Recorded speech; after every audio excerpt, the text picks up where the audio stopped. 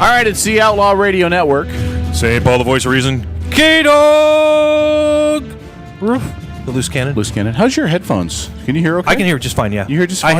Mine was turned all the way down. I just had to turn it up. Why don't you mess with yours for a second? Or why don't you talk for a second? I got to mess with my headphones. I can't hear a darn thing. I tell you, man, I don't know how your turkey day was, but I literally got up at 5 a.m. in the morning. You guys are going to love it. This was absolutely freaking hilarious. Pitch black out on my farm, okay? Now, I've got this trailer-mounted smoker barbecuer that I built, right? You can cook a whole freaking pig on this thing. You might have seen some of the pictures that I posted on Facebook. I did, and I decided I'm coming to your house next year, but go ahead. So, anyway, I get up and I got now, mind you, these turkeys had been soaking in a brine for 24 hours. They were ready to go. Well, I have this little back portion of my property. It's really dark, and my father-in-law's van and his truck were parked in front of the smoker, and I had no light back there, right? Right. So it's 5 a.m. I get out there. I'm like, oh, damn. How am I going to... Let's see. I can wake everybody up and make them move vehicles, but then I had the horse fence butted right up against it. And I'm like going, God, I can't get the trailer out unless I move. So I shooed the horses out in the pitch black, shoot them out of the stall into the pasture, moved horse fencing all around, standing there in horse poop, horse shit, everything else, right?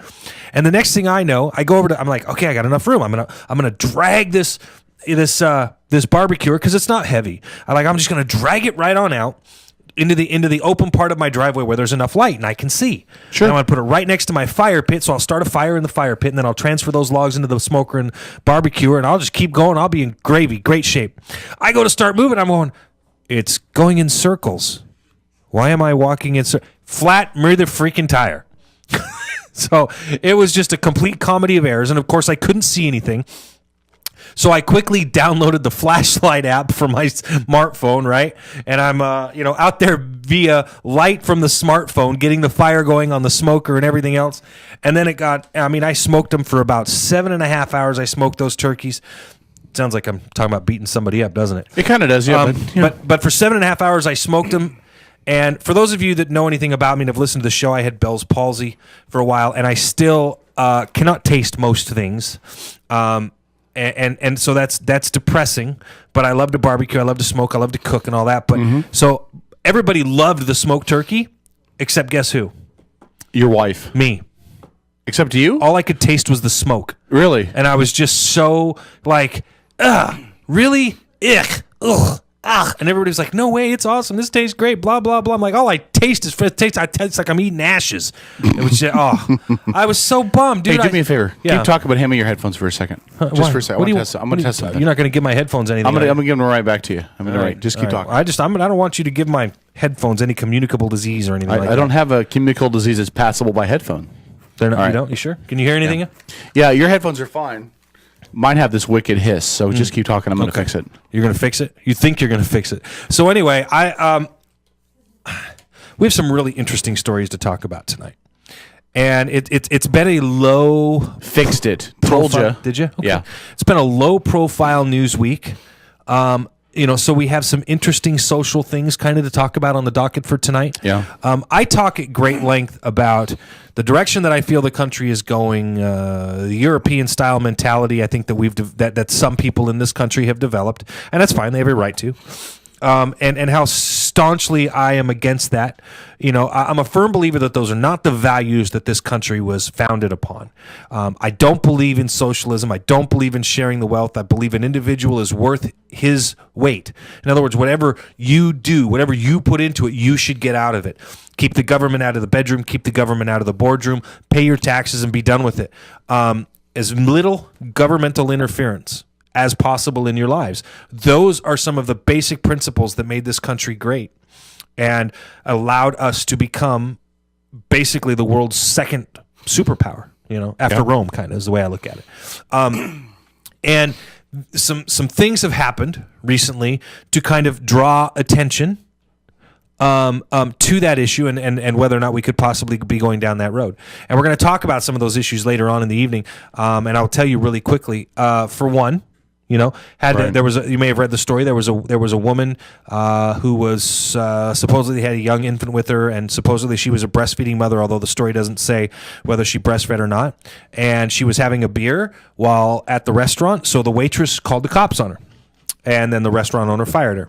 And then there's another situation of a woman in the United Kingdom who was Italian by citizenship, who had a mental breakdown while she was 8.5 months pregnant. Now listen, women have breakdowns, men have breakdowns, people can have mental breakdowns, it happens.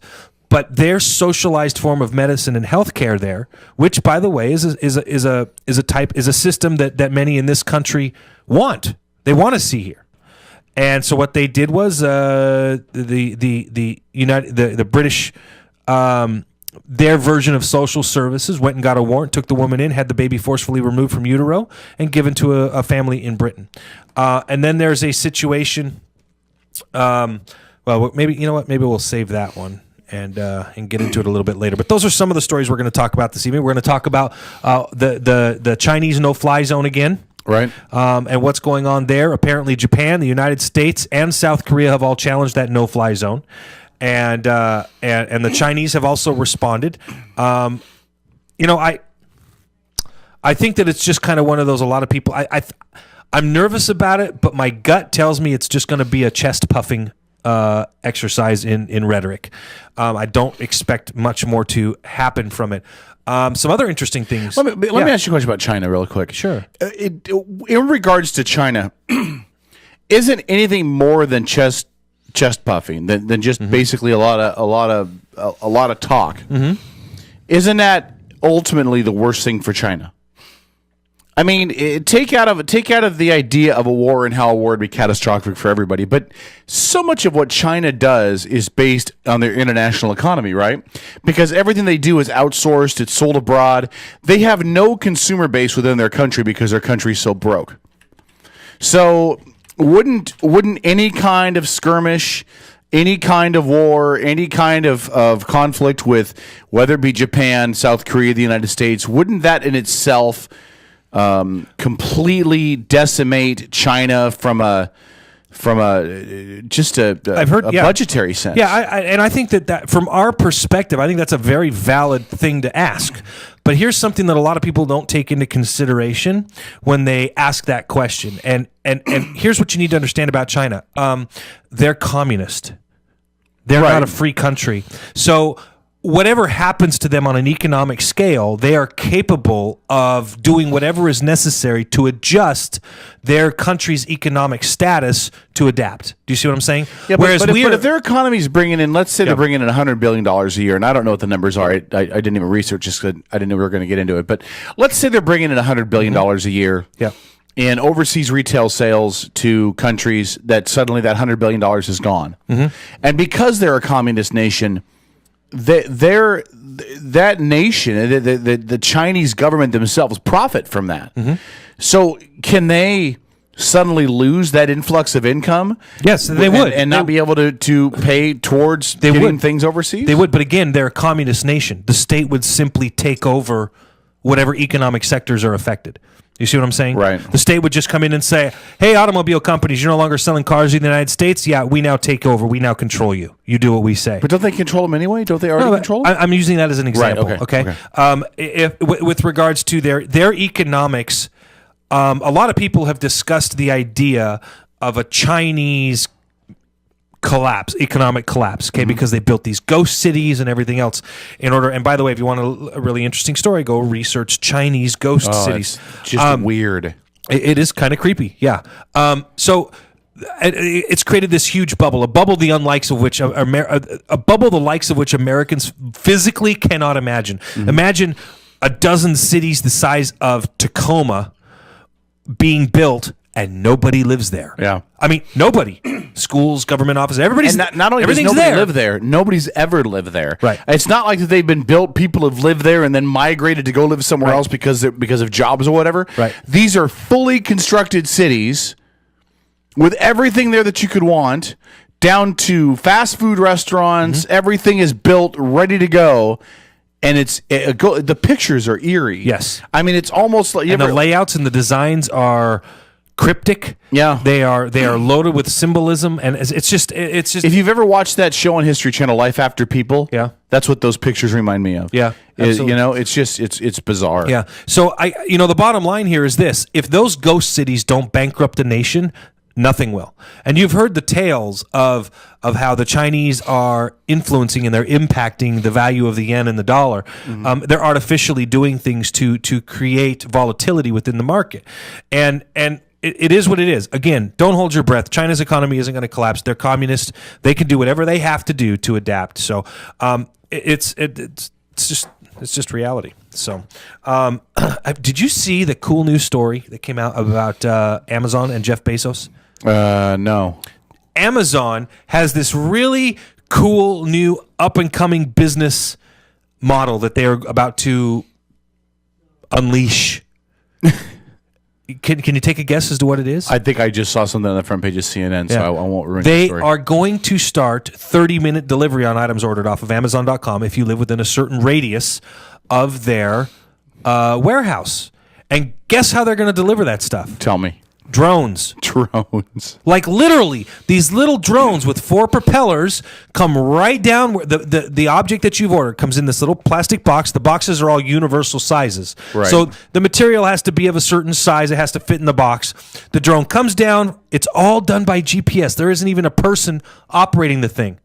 So somebody sits at the computer, types it in, drone number such and such, go to plot such and such, pick up blah, blah, blah, deliver to this address, click, done. They have to do nothing else. It comes in, flies in. These little 4. A friend of mine had one. He brought one over for a smaller version of these. They've got the 4 propellers, and he brought one over, and it was so stable. He flew this thing. It was this big. Okay, he flew this around inside the house without hitting a wall or any person or anything, and inside the house on Thanksgiving. I mean, they are really super stable. So this little thing comes in, it flies right down on top of the conveyor belt, picks up the box, flies right out a freaking window to wherever the GPS coordinates take it. I was like, what? Do you want to? Okay, hold on. I'm like, because if I'm just like sitting at home in my PJs and all of a sudden I hear this and see something like that freaking flying by at treetop level, I'm gonna be like, wow! Look at the look on our board up's face tonight. He is. The look on his face is he's a computer guy too. I mean, I'm sure. Make your mic on. I'm sure you know this technology's real, right? Right, Trey's shaking his head. He's like, Trey is like, well, you have to be. Heard of it. You think we're screwing with you, don't you? Yeah, I think it's bullshit. Look on CNN.com. There's actually an article on the front page of CNN.com. Right there. There's a picture of the drone. Yeah. In the not too distant future, Amazon deliveries could come by air directly to your doorstep. It's actually called. They've actually named their airline. It's called Amazon Prime Air. What's the radius they're talking about? Within 30 minutes. I don't know what the actual radius is. I haven't done all the research on it. How fast are the drones? Do we know? Because we're pretty close to. I mean, there's an Amazon in Seattle. Yeah. So. And I don't figure Seattle to Bremerton's a 10-minute, really 10 miles as the bird flies. Right. I don't think it's going to be that big because honestly, it takes time to pull it off the shelves, put it on the conveyor belt, pick it up, and then fly it out. It's probably going to be somewhere in the neighborhood of a 5-mile radius or something like that as the crow flies. I would expect. Yeah, I don't know. Because I would be willing to bet these things probably. I'll shoot them down. Hey, I'm like, what is that? Oh my God! Better thing is, not only is he going to shoot it down, he's like, but then it's mine. Right, exactly. Listen, can you imagine? And I'm not poking fun at these guys, but can you imagine that the guys that suffer from PTSD? No, I'm not making fun of it, but I'm serious. Can you imagine the guys suffering from PTSDs that are sitting at home watching these things fly overhead? It's going to bring back some really bad vibes. I just here's the question. Do we really trust Amazon or other companies to do this stuff in a way that doesn't become a health hazard? Because if Amazon does it, then how long is it going to be before Walmart does it, before Costco does it, before these other retailers do it? And then you've got, let's say 10 companies, and I'm probably being generous in the number of companies that could pull this off. But let's say that there are 10 companies that pull up this kind of thing. Do we really want 10 different companies running delivery helicopters flying around our neighborhoods and downtown Seattle? I mean, that's that's a very, very good point. That's got to be just a death trap waiting to happen. Yeah, stuff falling from the skies, right. And it's bad enough you got to watch for drunk drivers. Now you got to watch for. Well, and GPS is GPS, and that's fine. But are these things going to be able to? Are they going to have enough of an AI to visually know that's a building, and that's a great tree, right? They must. Well, they must. But Google Earth. I was on Google Earth today, because there's actually a command code you can put in Google Earth that makes it a flight simulator, and you can fly a plane through downtown Seattle. It's pretty awesome. But Google Earth accounts for all that in their optics. So if Google Earth allows an idiot like me to get in to actually see 3D images of everything, then they've got to have it. They've got to have the capabilities for that. But here's the other angle for this. And Al-Qaeda, if you're listening, please shut off the computer now. Your Muslim faith in the Quran forbids you from listening to Outlaw Radio. It's on page 37. Does anybody wonder if stuff like this gets exploited for terrorists? And how do you mean? I mean, what's a terrorist going to do? Call up Amazon and say, "Hey, can I get 3 pounds of plutonium, please?" No, I'm not even talking about. I'm not talking about nukes. I'm talking about if Amazon can have a drone flying around downtown Seattle, and nobody's batting a second eye to it because it's a drone flying around downtown Seattle. Yeah, good point. Then who says Mahmoud from Pakistan, who hates America, doesn't load up that box, and that box is about the size of, I would guess, a fishing tackle box, right, Paul?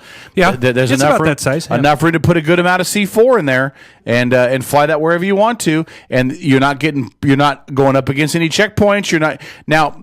I work in a federal building in downtown Seattle. There's a specific area around that you can't even park your car because they want you as far away from that building as possible. And you can thank Timothy McVeigh and the idiots at Oklahoma City for that. But this then takes that security measure out of it because now you're flying around basically a legal approved GPS guided device. Right. I don't know. I'm just thinking out loud. It's just. There's angles the FAA has to consider with this, and I'm all about personal freedoms and everything. But God bless it, man. We, I don't know, man. That's just crazy. And I still don't think that they can regulate it. We're not going to have air traffic controllers watching all of our GPS stuff. Well, yeah. Anyway, no matter how you slice it and dice it, this is kind of a creepy thing. I think it opens up a lot of questions. Like you said, what's next? McDonald's? Yeah. Yeah, Okay, Jimmy John subs delivered by. And here's the other thing. Yeah. For those of you that are all about equal rights and equal and the Constitution and all of that. Why are you looking at me when you? Well, because we talked about this before about how you're opposed to the federal government and police forces using drones as a form of law enforcement. That's how this will get used against us. By the way, Hey, you're cool with drones flying around delivering your pizza. You don't have an issue with drones doing this or that for your. Why can't we use it for your personal safety? That's going to be the progressionary step, and then you're going to have drones legal for other stuff, such as monitoring traffic. It's just. Then there's going to be equal rights for drones, and there's going to be gay marriage for drones. It's gonna keep on going. Man on drone marriage. He went. Wow, you took that someplace I didn't see coming. The listeners right now are going, "Hey, Trey's back." Gay marriage for drones. Oh my goodness! Hey, I want you to stay tuned for later in the evening. Hype this. I didn't mention it earlier. I was messing with my headphones. I didn't mention it. You should mention it. Okay. We have a special guest who's in studio. She's actually sitting over with the production staff right now. Krista, our local psychic, is going to be coming in. She's going to be sitting in, and she's going to kind of be laying the smacketh downeth on us from spirit, if you will. And maybe. We don't know. I mean, Yeah, it's just nothing's guaranteed. That's right. And we're going to let her talk about. It's kind of like accessing the healthcare.gov website. You might get through, you might not. That's right. We're going to let her talk about her company, Healing Moments, what she does. Let her talk about her open forums that she does, where anybody is welcome to come. Of course, it costs. Nothing in this world is free unless you work for Obama. And hey, what? Stop it. Oh, right. Did you see how much their freaking dog caretaker gets? It doesn't matter. Like $106,000 a year. It doesn't matter. It comes matters out to me. It comes out of their budget. It comes out of their budget. Comes out of their personal budget. They're given a budget that's approved by Congress. The dude that takes care of the dogs it's part of their takes budget. Care of the dogs. I get that. Bet he didn't get furloughed. They're given a budget that is approved upon by Congress before he takes office. How do you feel how about they that? choose to spend? I don't care. Yeah. How they choose to spend their budget that's approved by Congress is how they're going to spend it. Just saying. Listen, Truman built a bowling alley. Just saying. No, maybe Truman built the swimming pool. Just saying. Somebody built a swimming pool in the White House. Somebody else then decided, I don't like a swimming pool, so they put a bowling alley over the top of it. Obama in his first term put a basketball hoop in. Every president makes the White House. You don't theirs. need to defend it. It's okay. And they should do it. Listen, those girls, his girls need as much normalcy in their life as they can possibly get. $106,000 dog trainer. I listen, the price is exorbitant, but if you were that guy and you're making those kind of wages, you got to pay somebody. Listen, and you're paying the dog handler to leave his family and deal with this. Listen, I want a huge amount of money to have to deal with all the scrutiny and all the risk that goes with being in the. I watched. I'll do it for half that. Save the taxpayers $50. Yeah, you don't know enough about dogs. I watched Apollo Has Fallen. I do too. Is that what it's called? I sit next to one every Sunday. Is that what it's called? Apollo Has Fallen. No, the White Olympus House. Has Fallen. Olympus Has Fallen. I watched Olympus Has Fallen. Yeah. Anybody who works in the White House now deserves like $100,000 easy. Yeah, after watching that movie. All right, whatever you say, brother. Well, I'm just telling you. you. The other thing I want you guys to stay tuned for, and $106,000. It's going to be a bit of a surprise here to Kevin. Wait, $106,000? Yeah. What do you think he makes in the real world? 30. No, I have no idea. I have no idea. Anyway, what do you think? Hold on. If he was in Bel Air. Who cares? And he was a dog trainer to the stars. What do you think he makes in Bel Air? I have no idea. He's probably more than $106,000. But he's also probably dealing with multiple dogs. But again, probably more than $106,000. He has to give up his private practice. I think $106 is a bargain. Go ahead. Did you bring Kool-Aid with you tonight? No, I brought juice, and I brought courtesy of Burger King. Just drinking that juice. That's right. Keep drinking that Kool-Aid. Go ahead. Anyway, so Kevin here, I've been I got a computer back up and running, and so I started doing some more editing work. So when we come back from break, Trey, you're just going to be able to signal me, make my computer hot, and I'm going to play this special little. Well, I've done a couple. One is specifically for the opening of the last call. You're going to play that now? No. Okay. No, for the last call. Okay. Did you listen to any of them that I did? I haven't yet. No, That's perfect. That's perfect. And you asked me to do one with Marilyn Manson. That's the one I'm going to play when we come back from break. Okay. Beautiful people. Yeah. And then I did a patriotic one, which I'll play at the hour break. And then I've got a special one just for you that I think will make you laugh your butt off to open up the last call. And we're gonna have some fun with it. It's again, I'm just experimenting. If you don't like them, let me know. I'll tell you. And yeah, I know you. Also, listen, when we come back from break 2, I want to have a discussion with Paul about the age-old question about being open on Thanksgiving and Black Friday, that whole angry fiasco people get into, so we'll talk about that as well. So, St. Paul, the voice of reason. K-Dog, the loose cannon. Trey's running the boards. Desi's running our social media tonight. She's looking phenomenal as always.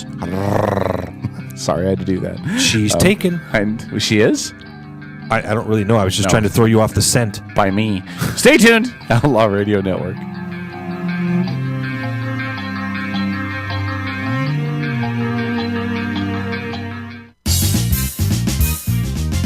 The Outlaw Radio Network.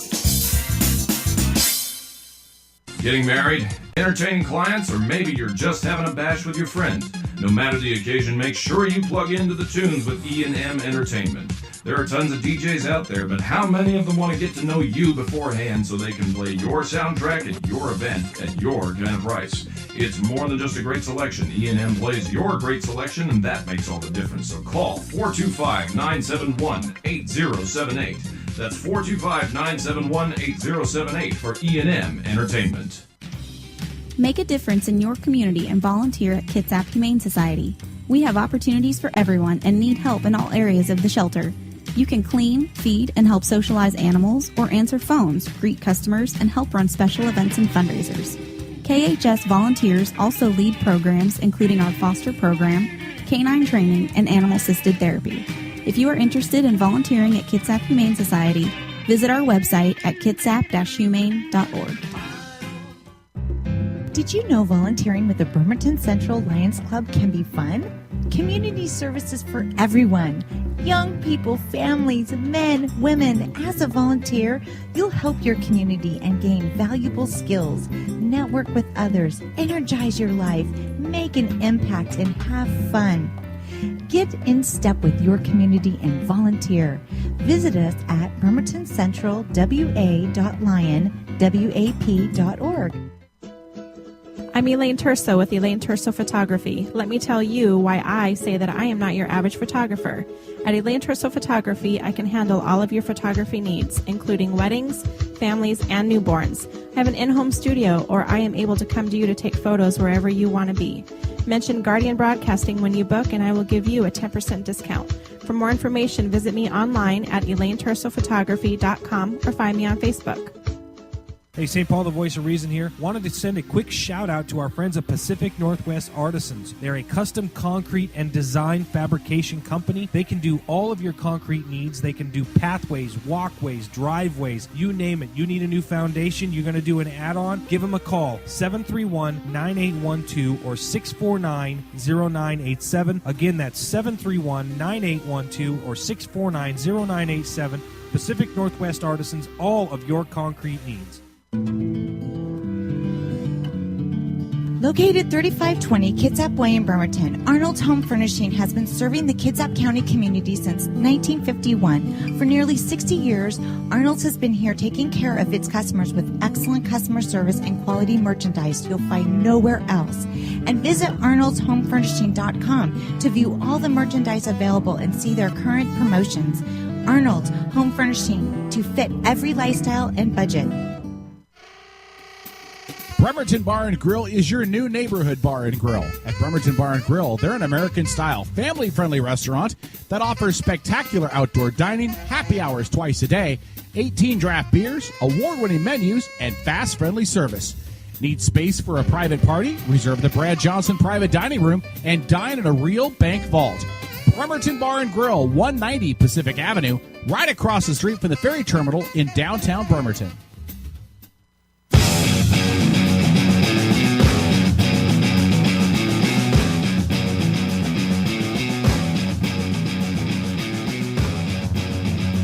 You're going to make my computer hot for me? Just fade one out and then you fade right into this one. Are you ready? He's ignoring me. I'm asking him questions. He's not even talking to me. Who? What? You. Because I was focusing over here. During break. Outlaw Radio Network. St. Paul, the voice of reason. Kate the loose cannon. You're moody tonight. I'm not moody at all. You got girl issues? Girl issues? Yeah. No. All right. You ready to hear this? Tell me what you think. Okay, go ahead. Hey, whoa. Absolutely not. Hey, whoa. No. Look, if you don't want to do it, you don't have to do it. I don't want to do it. Fine. God damn it!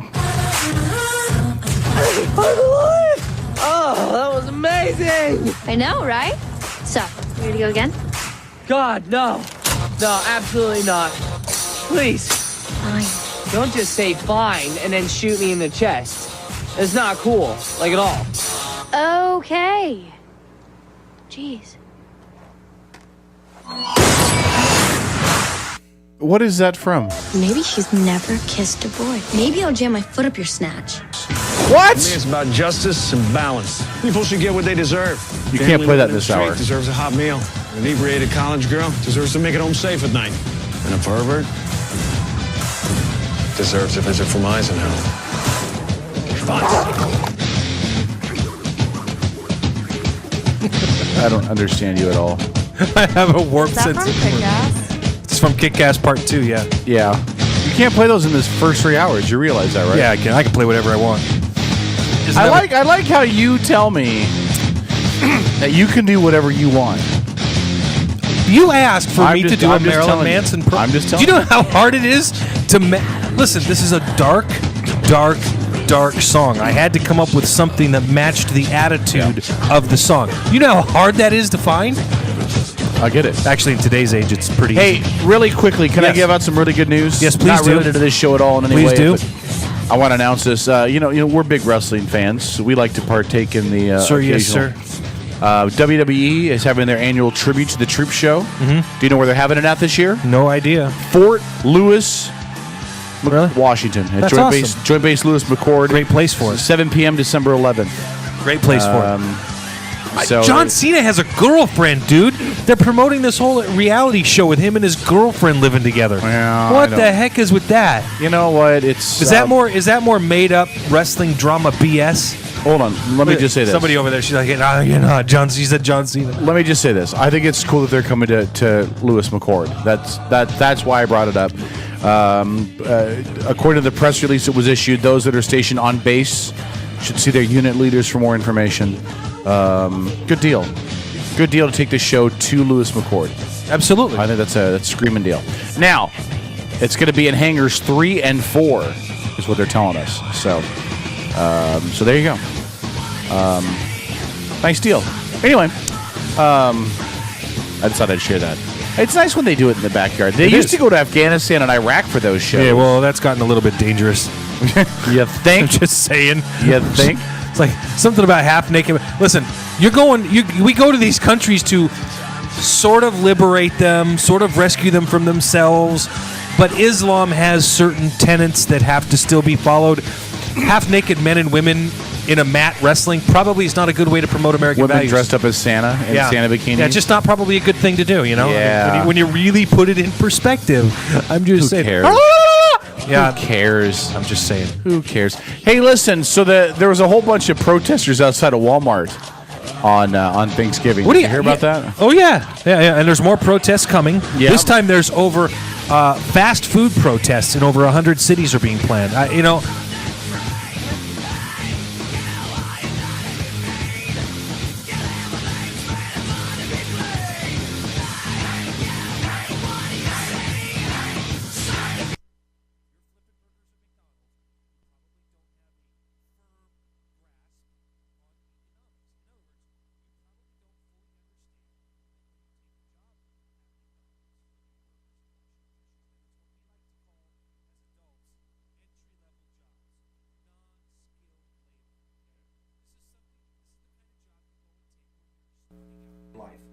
Or you're living under a bridge in South Avenue. But do you see what I'm saying? You know, you have to wrap your mind around the idea that, you know, listen, I'm not staying at McDonald's. It's not a goddamn career. Okay? I am not saying this to offend anybody. But if you've worked for McDonald's for over 2 years, you have made some serious poor career choices somewhere along the line. More than 2 years, and you're over the age of 20. Let's say, because if you're 16, I'm being honest when I say this. Honestly, and again, it's not to demean. Do you know that anybody. their managers get health care? Their managers get paid well. Yes. If you listen, okay, let me rephrase it then. Yeah. Unless you've worked your way into management, which, by the way, not hard to do. I'm simply saying here that if you're going to go on strike because you think the minimum wage that you get for flipping burgers at McDonald's isn't fair, well, then you don't understand economics. You don't understand there's a reason why McDonald's can sell a burger for $1 that costs them 69 cents to make. There are reasons we have profit margins because we have this little thing called overhead as a business owner. Yeah. I believe, to me, okay, to me, the fast food argument and the Black Friday Walmart argument are two different arguments. Okay. Okay, let me explain. I see them linked, but I'll appreciate your perspective on this. Let me explain. The people that work in fast food are some of the hardest working people, most mistreated people that I've met in my life. Now, I have two good friends that work at McDonald's, and I've worked at McDonald's for a long time. Now, let's put away the discussions about their choices they made as adults, all of that. Fine, you can argue that. However, I also know that people that work in those positions, even though we might consider them entry-level positions, are basically treated as pieces of monkey crap by customers and by management in those establishments. I don't have an issue with them asking for more money. I don't. Now, do I think we need to mandate a higher minimum wage for that? I don't think we need to go that far.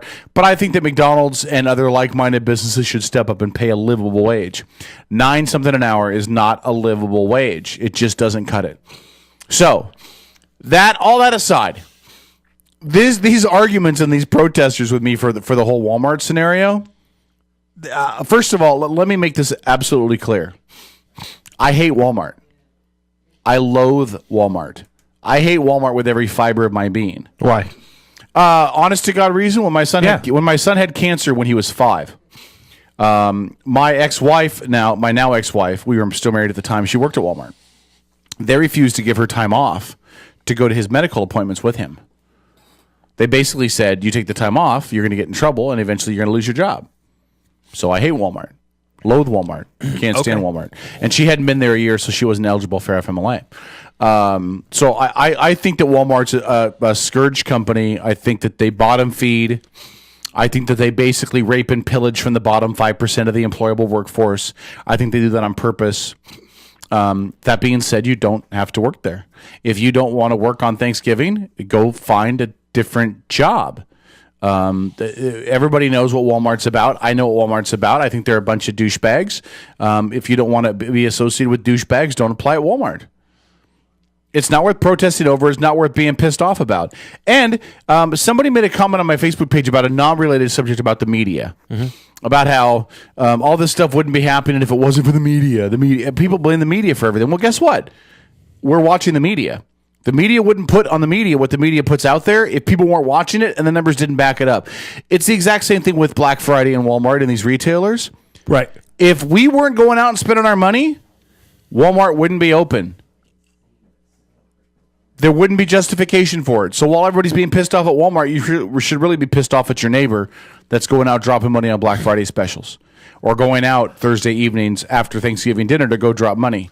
That's requiring people to work. Blaming the corporations is horse crap. It just doesn't make any sense. I don't get the anger, and I don't get why this is suddenly such a hot button issue when this has been going on in this country for. It's not. It's not. It's a political issue. It's being pushed by members of an extreme leftist political organization, and it's being done for the sake of political capital. I mean, I don't know. I know. Like me, you're working during the day a lot of times. For me, sometimes I'm working during the day, sometimes I'm not. So when I'm home during the day, I spend a lot of time engorging myself in political discourse on MSNBC, Fox, and CNN. And MSNBC specifically is pushing and pushing and pushing and pushing and pushing and pushing and pushing this idea that people who work at Walmart and fast food are so intricately mistreated within our society that they've become second-class citizens and they deserve to make so much more. And listen, if you want to mandate pay versus time and grade type of thing, hey, you've been at Walmart for 10 years, you should be making at least this much. That actually, I can understand. I don't have a problem with. But if you've been working at Walmart for a year and you're complaining about your minimum wage salary, go apply other places. Does that make sense? Yeah. Because if you're stuck working a place like Walmart or McDonald's for that length of time, there's probably a reason why. Now, does that reason why mean that you don't deserve to make a little bit more? I don't think it does. I think I think maybe you do deserve to make a little bit more, which is why, maybe if you want to do something where you mandate a company give a minimum of a 2% pay raise per year, to account for cost of living increase or whatever, those are the kinds of things that I'm okay with, because you do have unscrupulous business owners out there that will work their people to the bone and not give them a pay raise ever. You do. That's just the reality. You will agree, though, that one of the larger issues with Walmart specifically, no matter what you're going to say, probably is that a large number of what they bring into this country is brought in through China. It's brought in. Remember when everything overseas. from Walmart's big ad push was everything that they sold was American made? Yeah, a long time ago, and not anymore. Not anymore. And so, and listen, we've had this conversation in regards to local businesses outsourcing their employees. Get up, son. If you undermine your economy.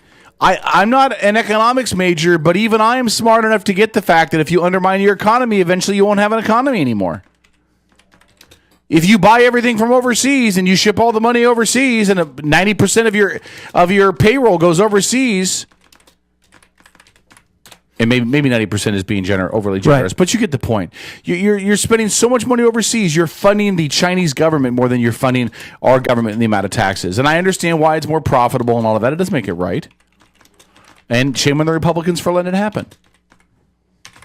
So, shame on the Republicans for letting it happen. Republicans have been way more willing to allow incentives and tax breaks and credits for outsourcing businesses overseas.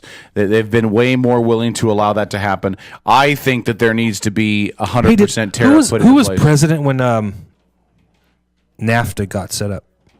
Remember NAFTA? I believe, NAFTA was North American Free Trade Agreement. Was that Clinton? Yeah, that was Clinton. Was that Clinton? What was one of the biggest things that damaged American companies, keeping them here and caused them to go overseas? Oh, That's right. It was NAFTA. Yeah, I was just throwing that out there. No, I'm not saying Democrats are innocent. I'm just saying the Republicans have been way more willing to give tax breaks to corporations that allow that to happen. Okay. Just because Republicans are more willing to give tax breaks to corporations because they're corporations. Look, I don't actually disagree with you. Republicans have made a lot of mistakes with regards to that stuff. They absolutely have. And anybody who's a conservative who says, that's not, no, don't go there. Republicans have made a ton of mistakes on that level. Trust me, or don't trust me. I don't care. Look it up for yourself. Do your own research. Do the research. But yeah, that's that. I mean, I don't get the rest of the issues or the rest of the argument or why people are protesting, because you don't have to work at Walmart. You don't have, and I guess the same thing applies to the fast food people. I just think they deserve a better wage. You don't have to work at Walmart, and at Walmart you're not working nearly as hard either. Okay, I've seen people at Walmart. I've seen what they do. My ex-wife worked there. Congratulations, you're running a fucking cash register. You're running a cash register. I've ran a cash register. It's not the folks at Safeway getting paid union wages to run a cash register. Thank God you've got a union, because you're getting paid way too much for how hard your work is. But if I were to compare difficulty of work and who deserves to get paid based on how hard their job is, the person running the cash register at Walmart or running the cash register at Safeway and the people flipping burgers at McDonald's, there's no comparison. The people flipping burgers at McDonald's deserve higher pay. So that's just me. But I think it's funny that people are protesting. Don't make them work. Let them be at home with their families on Thanksgiving. And then where are they on Thanksgiving? They're out protesting out in front of the Walmart. Yeah, right. Yeah, you kind of. I thought they missed the point. Self-sacrifice, I suppose. So it's funny here. I'm as we're talking, I'm messaging Desiree back and forth. We're kind of setting up the next couple of months guest schedule here, and I'm giving doing that during the show. I'm giving her names of some guests to get. So I just wanted to get a laugh out of everybody because I just am about to send her. I need to tell her that she needs to book Sylvia Brown. Okay. What are you flipping me off for? You better give the listeners an idea why that's funny, because a lot of them won't know. Because she's dead? Yeah, thank you. Sylvia Brown has not been. I don't mean this mean, but to a large number of Americans, they may not even know who Sylvia Brown is, and to a lot of them, she may not even be relevant anymore, because I don't think that she was doing a lot of stuff. She used to do a lot of stuff in the Inquirer or the Star, Can or I some just of those say this? tabloids and stuff for a while. She had a huge following. She had a church? Yeah, she had her own church. Did she? Okay.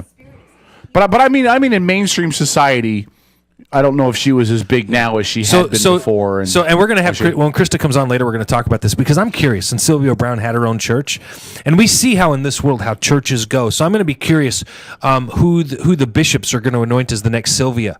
Well, seriously, that's the deal with the Pope. Is it going to put the crown on somebody else next? You understand religion. I think that because you're a Templar, I don't think you understand religion. I think you have a flawed view of what religion is. That was a joke. I'm just telling you. you. I think you have a flawed view of what religion is. I think you should come to church with me. I'm the one with a flawed view of religion. I think you should come to church with me. Okay. Yep. Yes. And what? He said okay. And what? I said I think you should come to church with me. He said okay, didn't he? All right, next Sunday. Rock on. I'm busy next Sunday. Yeah, you're busy. Cleaning up horse shit. All right. All right. And don't forget, coming up later in the show as well, we'll get into football picks. And I think we're gonna rope Krista into being our guest picker, because listen, I'm gonna say this out loud because here's what we're gonna do. We're gonna actually put down under her column where her picks are.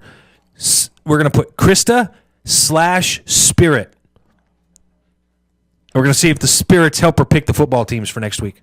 Yeah, I'm hoping the Spirit's on the Dallas Cowboy fan, because I can't take more than one of those in studio at a time. I just can't handle that. Hey, by the way, there's an article on the front page of CNN.com about healthcare.gov. Have you seen it?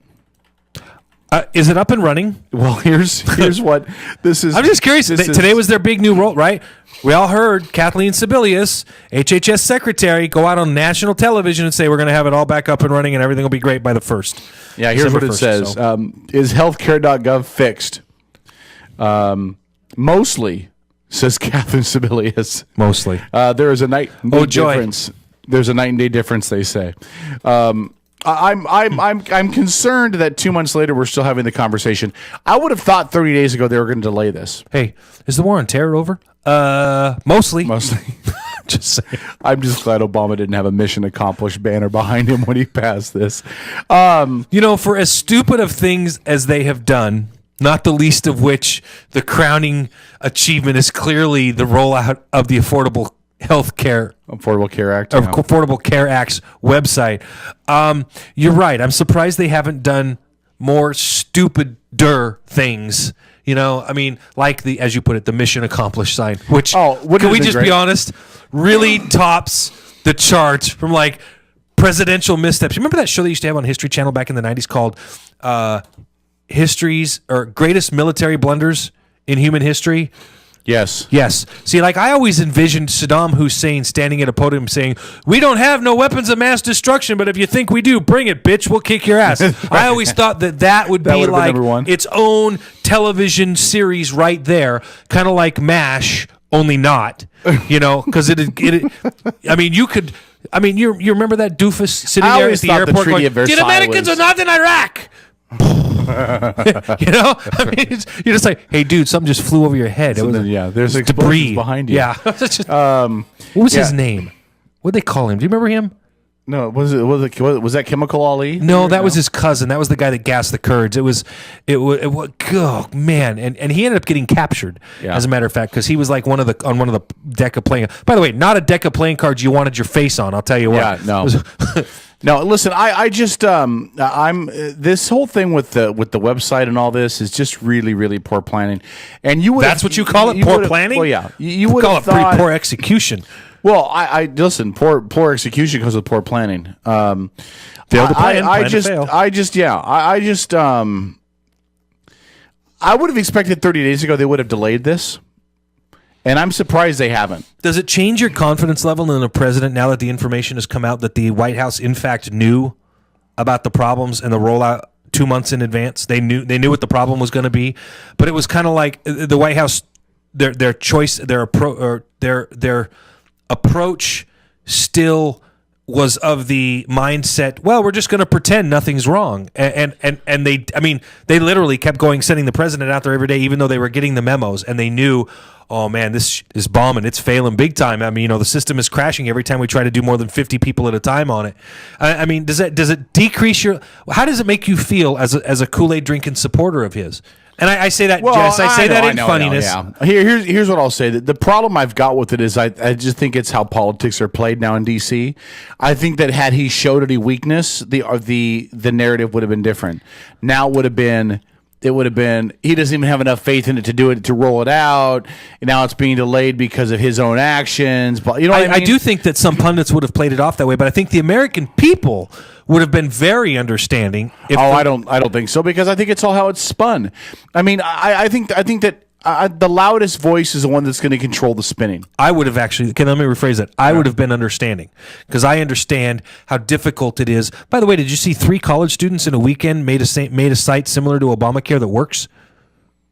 Well, of course, isn't that kind of work on a nationwide scale? And I love the Health and Human Services released a statement stating that their goal was to have the site run as effectively and as smoothly as a website that was developed by the private sector. That'll do it. That'll make everybody feel better. But can I be honest? That's your tax dollars hard at work. I don't know why they didn't have the public sector do it.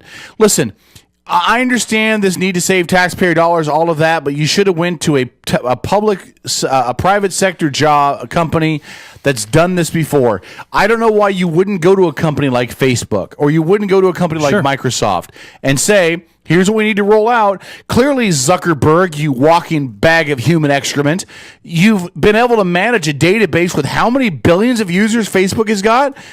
You tweak the thing every other week, including adding stuff we don't really want. Clearly, you've got some expertise in how to manage this stuff. Why don't you help? But they didn't rely on the private sector at all, and it doesn't make any sense. And then you're surprised when October 1st the rollout comes and everything is flawed and doesn't work, and the links don't work, and everything lags out. It doesn't make any sense to me.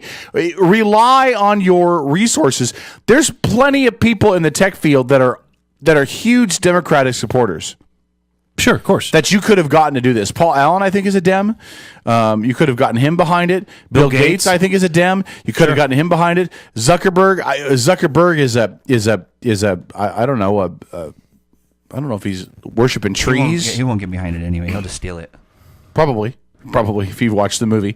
But I'm just, rely on the people that support your cause, that are giving money to your party. I know it looks like cronyism when you give them a contract, but rely on nobody's going to argue with you if you go to Zuckerberg or if you go to Paul Allen, people that are leaders in their field, and say, we need your help building this website so it's going to work the first time. This idea of having the federal government put anything together, it doesn't work. It just doesn't work. It doesn't make any sense. I don't know why that, and it's not going to work now. I don't care what they say now. There's still going to be issues. There's still going to be widespread problems.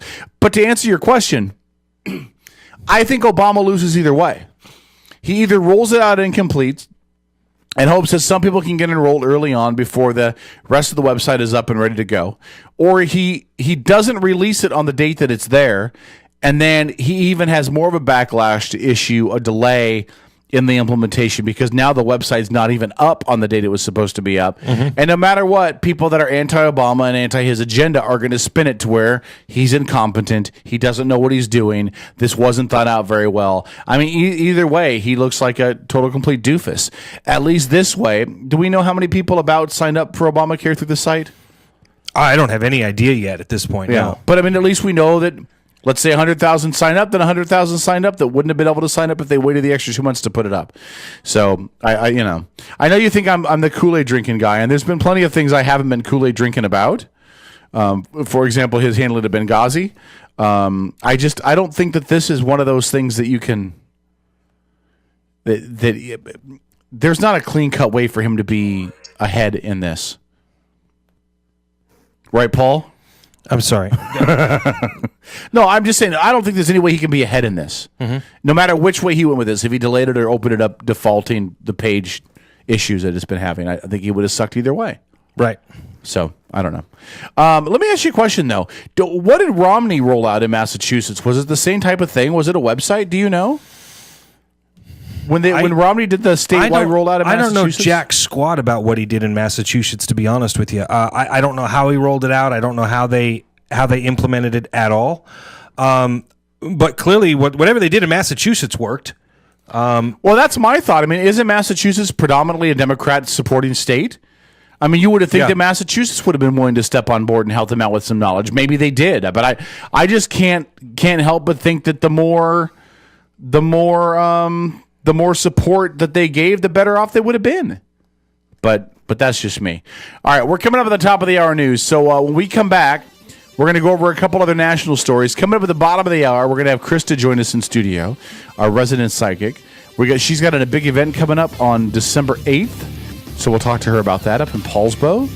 And we'll ask you some questions as well. And then coming up at about 9:30, we'll get into the football picks also. So stick around. St. Paul, the voice of reason. K-Dog, the loose cannon. It's the Outlaw Radio Network on EdgeMediaSource.com. Stay tuned. Back after this.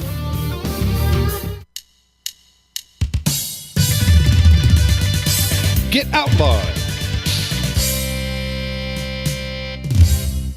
PR News in Washington, I'm Barbara Klein.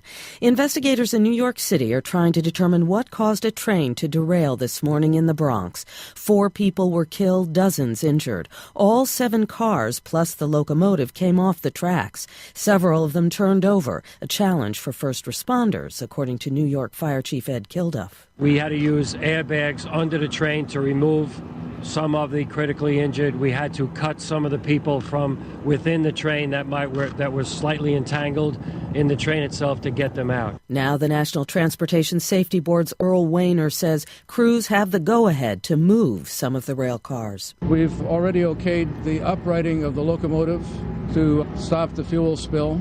We've also okayed the uprighting of the cars that are on the side to look for any possible further injury fatalities. Weiner says the investigation will likely take several days. In Scotland, rescue workers today removed parts of the police helicopter that crashed into a crowded pub in Glasgow Friday night. 8 people are confirmed dead. Officials say that number could go up. Larry Miller reports less than a mile away, a gathering today for a special service.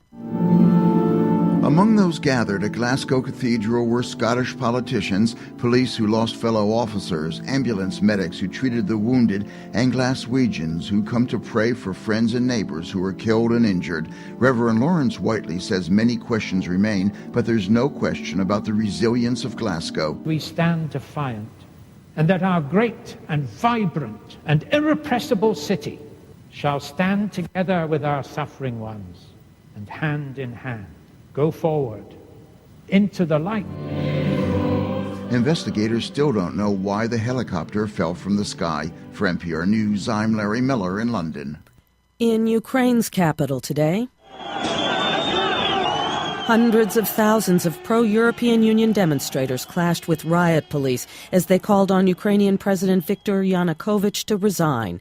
They're furious that he's refusing to sign a pact with the European Union, instead favoring closer trade cooperation with Russia. In one area, police clashed with protesters trying to pull down a monument to the founder of the Soviet state, Vladimir Lenin. Today's protest is the biggest in Kiev since the so-called Orange Revolution 9 years ago. In Bangkok, Thailand, 3 people are dead in clashes this weekend between police and protesters demanding the resignation of Thai Prime Minister Yingluck Shinawatra. Demonstrators want to replace Thailand's democratically elected government with what they're calling a People's Council. The unrest is raising concerns that instability could undermine one of Southeast Asia's biggest economies. This is NPR.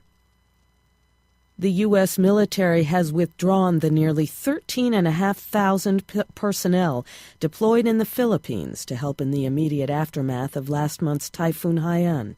A small U.S. contingent is staying to contribute to the ongoing relief effort.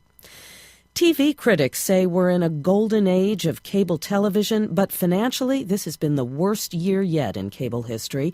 NPR's Neda Ulaby reports, according to a new study by the research group Moffett-Nathanson, cable has lost almost over 100,000 subscribers in just the latest quarter. These kinds of numbers are contentious among TV analysts. Sure, 100,000 is a lot of people, but not compared to the more than 90% of Americans who pay for cable television. Still, there's been a small but steady downturn of cable subscribers over the past few years. The analysts point out that cable customers are increasingly unhappy about how much it costs to get premium cable and high-speed internet bundles.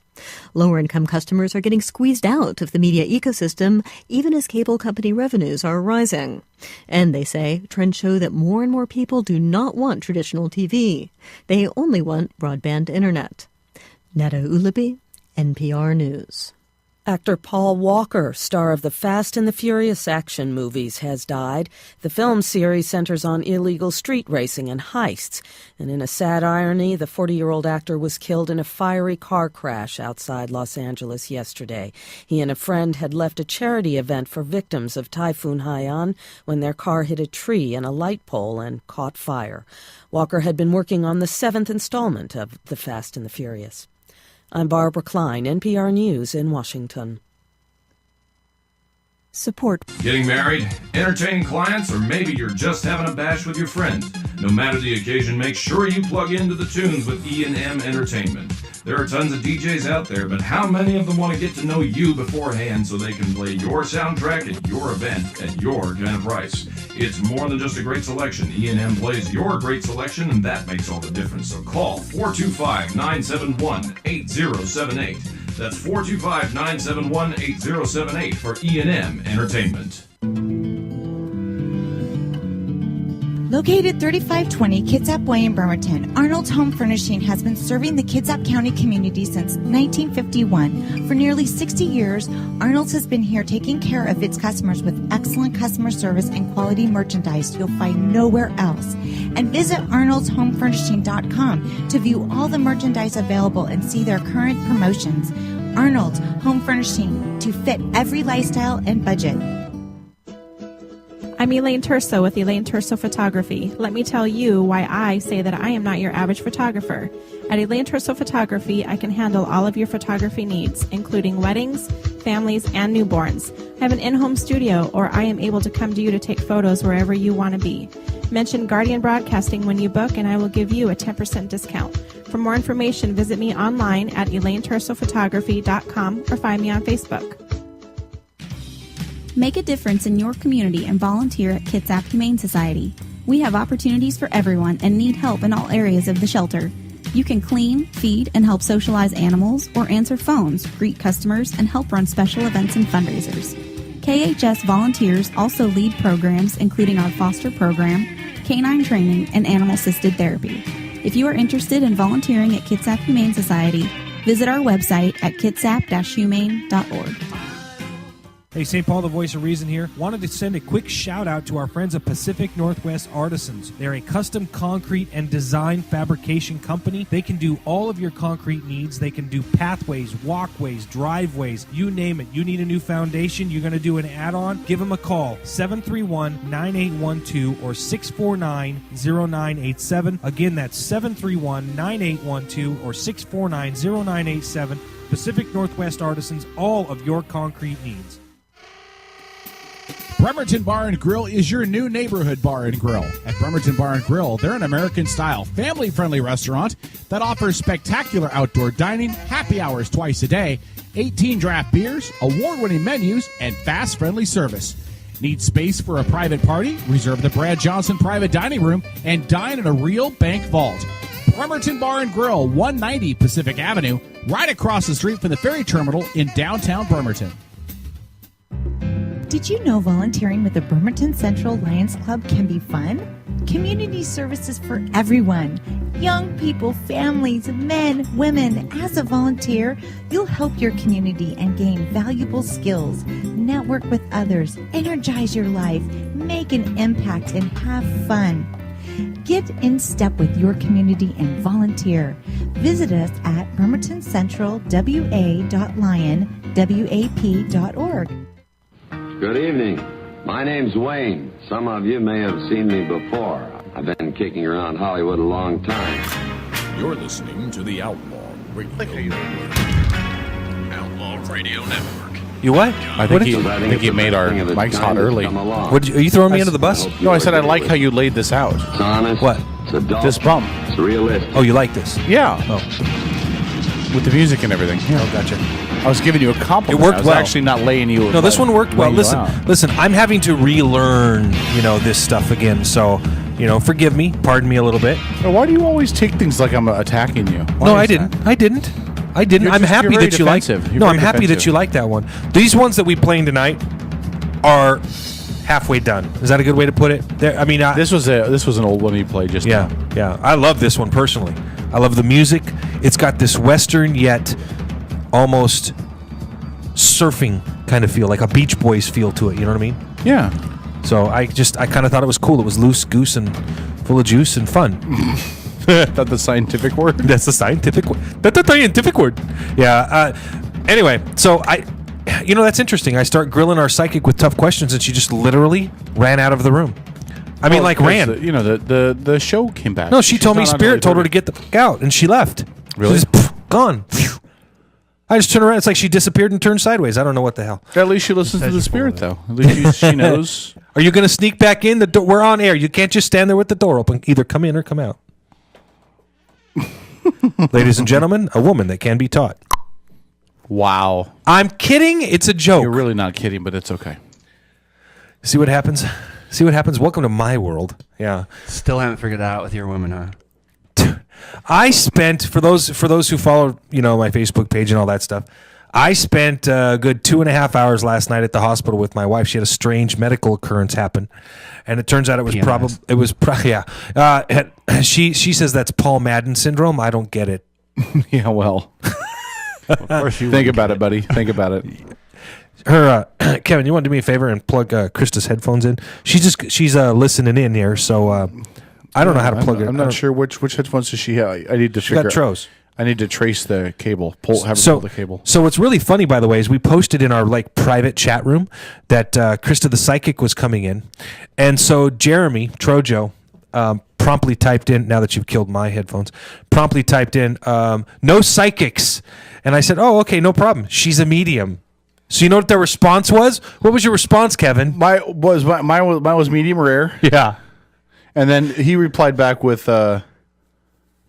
medium well, I thought. Yeah, something like that. It was just everybody was having fun. How you doing tonight, Krista? Your mic's not on. Hold on. Turn your microphone on. There's no secret switch there on your microphone, Krista. It's okay. Go ahead. It's still not on. Large. There. you Wait. go. You had it. You got it. You had it. Go ahead. Oh, I'm glad it's not a medium large. Medium large. I'm gonna leave that one alone. I'm extra large. Leave that one all kinds of alone. Extra grande. So Krista's going to be chiming in with Spirit. From we're gonna keep talking about some of our topics here. But if Spirit comes to you, tell Spirit to take a number. And yeah, that was a joke. You can laugh. It's okay. Spirit kicked my butt today. I'm in pain from Spirit. So It looks like you just stuck a book in there in your arm thing. What do you? Why is your arm in a sling? Seriously, working with Spirit, I got into a confrontation, and Spirit took over my arm. You got into a confrontation with Spirit. I did, and it actually started a couple days ago when I was doing a reading, and there are entities that do take on a physical manifestation, and I got into a physical altercation with a spirit, and I tweaked out my arm from it. And today I did a reading, and we were at a house, and when I'm in psychic mode, and I'm not in my body, I know that sounds really strange. I'm good to go. I don't feel the pain until I come back into my body and realize, oh shit, that confrontation that just took place, that physical confrontation where an entity took on a violent tendency and actually did assault me, and this entity is very aggressive. I can see it. I can communicate with it. I don't know how to exercise it, and I don't have any way of getting rid of it for this woman. Well, you're one up on me and my wife then on that one. We're talking with psychic medium Krista Lee. And now, can we say your is it the name of your business? Can we promote it as Healing Moments, or do you want us to promote it as your name, as Krista Lee? What works better for you? It's both. It's the business itself. My business license is under Healing Moments. Okay, but Healing Moments, people go, well, what does that mean? Are you a massage therapist? Are you, So I'm a psychic medium, Korean masseuse, right? Yeah, but as a psychic medium, well, okay, there's psychic medium John Edward. There's psychic medium Teresa Caputo. There's psychic medium, Sylvia Brown. Not anymore. Well, and so to define who I am the product. I am Krista Lee, the medium. So we need to build your brand. We need to build Krista Lee. Yep. Right? Okay, gotcha. Then we'll just, not that I'm forgetting about Healing Moments, but we'll drop that from the introduction. We'll focus on the Krista Lee. Good? I like it. Works? That sounds good. Okay, that's a good thing. We got that, Kevin? We got that. Okay, good. Krista Lee. Now, Krista, the last time that you were in here, some interesting stuff came across. And I know that you would have wanted tonight maybe to have some people in that you had done readings for in the past. But apparently Spirit forgot to tell you they weren't going to work out. So, wow. So that can't happen. I'm going to sit back and just watch you two spar for a little bit. This is going to be fun. No, listen, Krista understands. And I'm going to answer a long-standing question tonight, which has been put to me many times. Never once by Krista. She's always sent this message through other people to make sure that it gets to me. And is that Krista is bothered by the fact that I've never asked her to do a reading for me. Am I right? Kinda. Yeah, I'm not lying on this, right? Well, it's not that you haven't asked. Right. Well, we're going to leave it at that, because I'm going to explain why. Okay. At some point, when I have the courage. I just cackled. That's funny. That you cackled? I just cackled. That's creepy. Kevin, help. No, go ahead. I'm not helping you. No, wait, this is great, man. I love it. Look at take a picture. On your own. Go ahead. So I watch some of the stuff on TV. John Edwards, Teresa Caputo. I find their personalities very much like I do yours. It's very, very engaging, very energetic, very personable. Is there a difference between what they do and what you do? Is it the same thing? Is every single medium different? Because I want to say this one very important thing. I believe that for all of the people that are out there that claim to be either a psychic, B, a medium, or somewhere along that paradigm, I believe 90% of them are completely full of shit. I agree with you, hands down, 100%. But 10% are so legitimate that it's crazy, scary, weird, cool. Does that make sense? Yep. So, and I want to be very clear when I say this. I wouldn't have you sitting here and having you on if I didn't think that you're 100% legitimate. So let's make sure that we understand that. And those other two that I mentioned are two that I very much believe in. I joked about Sylvia Browne earlier because had read several of her books and did not give her a great deal of credulity personally. But I don't take anything away from what she had done. So having said that, what I'm kind of looking for is, like, you see Teresa Caputo, she's walking along, she's great and bubbly and blah, blah, blah, blah, blah, and she just stops and goes, "Did your father just die?" Type thing, right? And these dudes are like going, "Ah!" And all of a sudden I'm like, whoa, where the hell did that come from? And I mean, so what I'm curious about, and you never see, John Edwards you never see him going out and doing that kind of stuff. His seems to be more of an audience type stuff, sitting around. Where do you kind of fit into that with regards to what you do? Do you take pleasure in, scaring the bejesus out of people, complete strangers in a public location? Is that something that you enjoy doing? It is so funny you bring this up because on the way here, Ken is my husband, we had a very lengthy discussion because I did a reading for a woman today, the same one that I got injured with. And I said, I feel really bad because I'm the most judgmental person I know. Because I think that 95% of the people out there that are billing themselves as, quote, psychic mediums are absolute bullshit. They're taking the word medium and they're praying. They are like literally looking for victims who are honing into the legitimacy of the John Edwards, of James Van Prague, of Teresa Caputo, the ones that have proven themselves as true mediums. The word medium meaning connector between the two worlds. Mm-hmm. They're, those people that are looking for, God, I want that one last time. I want to talk to my loved one last time. I don't mean to interrupt, but Des, can you put out there on the Facebook page, and Kevin, can you put it out there too, that we are discussing right now with live local medium? Can you guys put that out there for me? Yeah, do you want me to do that too? Yeah. Do you have it on our Facebook pages? Or I just want to make sure that you both do it, because I want as we're discussing this stuff, I want some people to tune in, because again, you never know what's going to come across. You never know when she's going to go Jack Nicholson on us, and I accidentally didn't hit post. You didn't hit post? Yeah, can we hit that button now? It's called the enter key. Yeah. The enter key.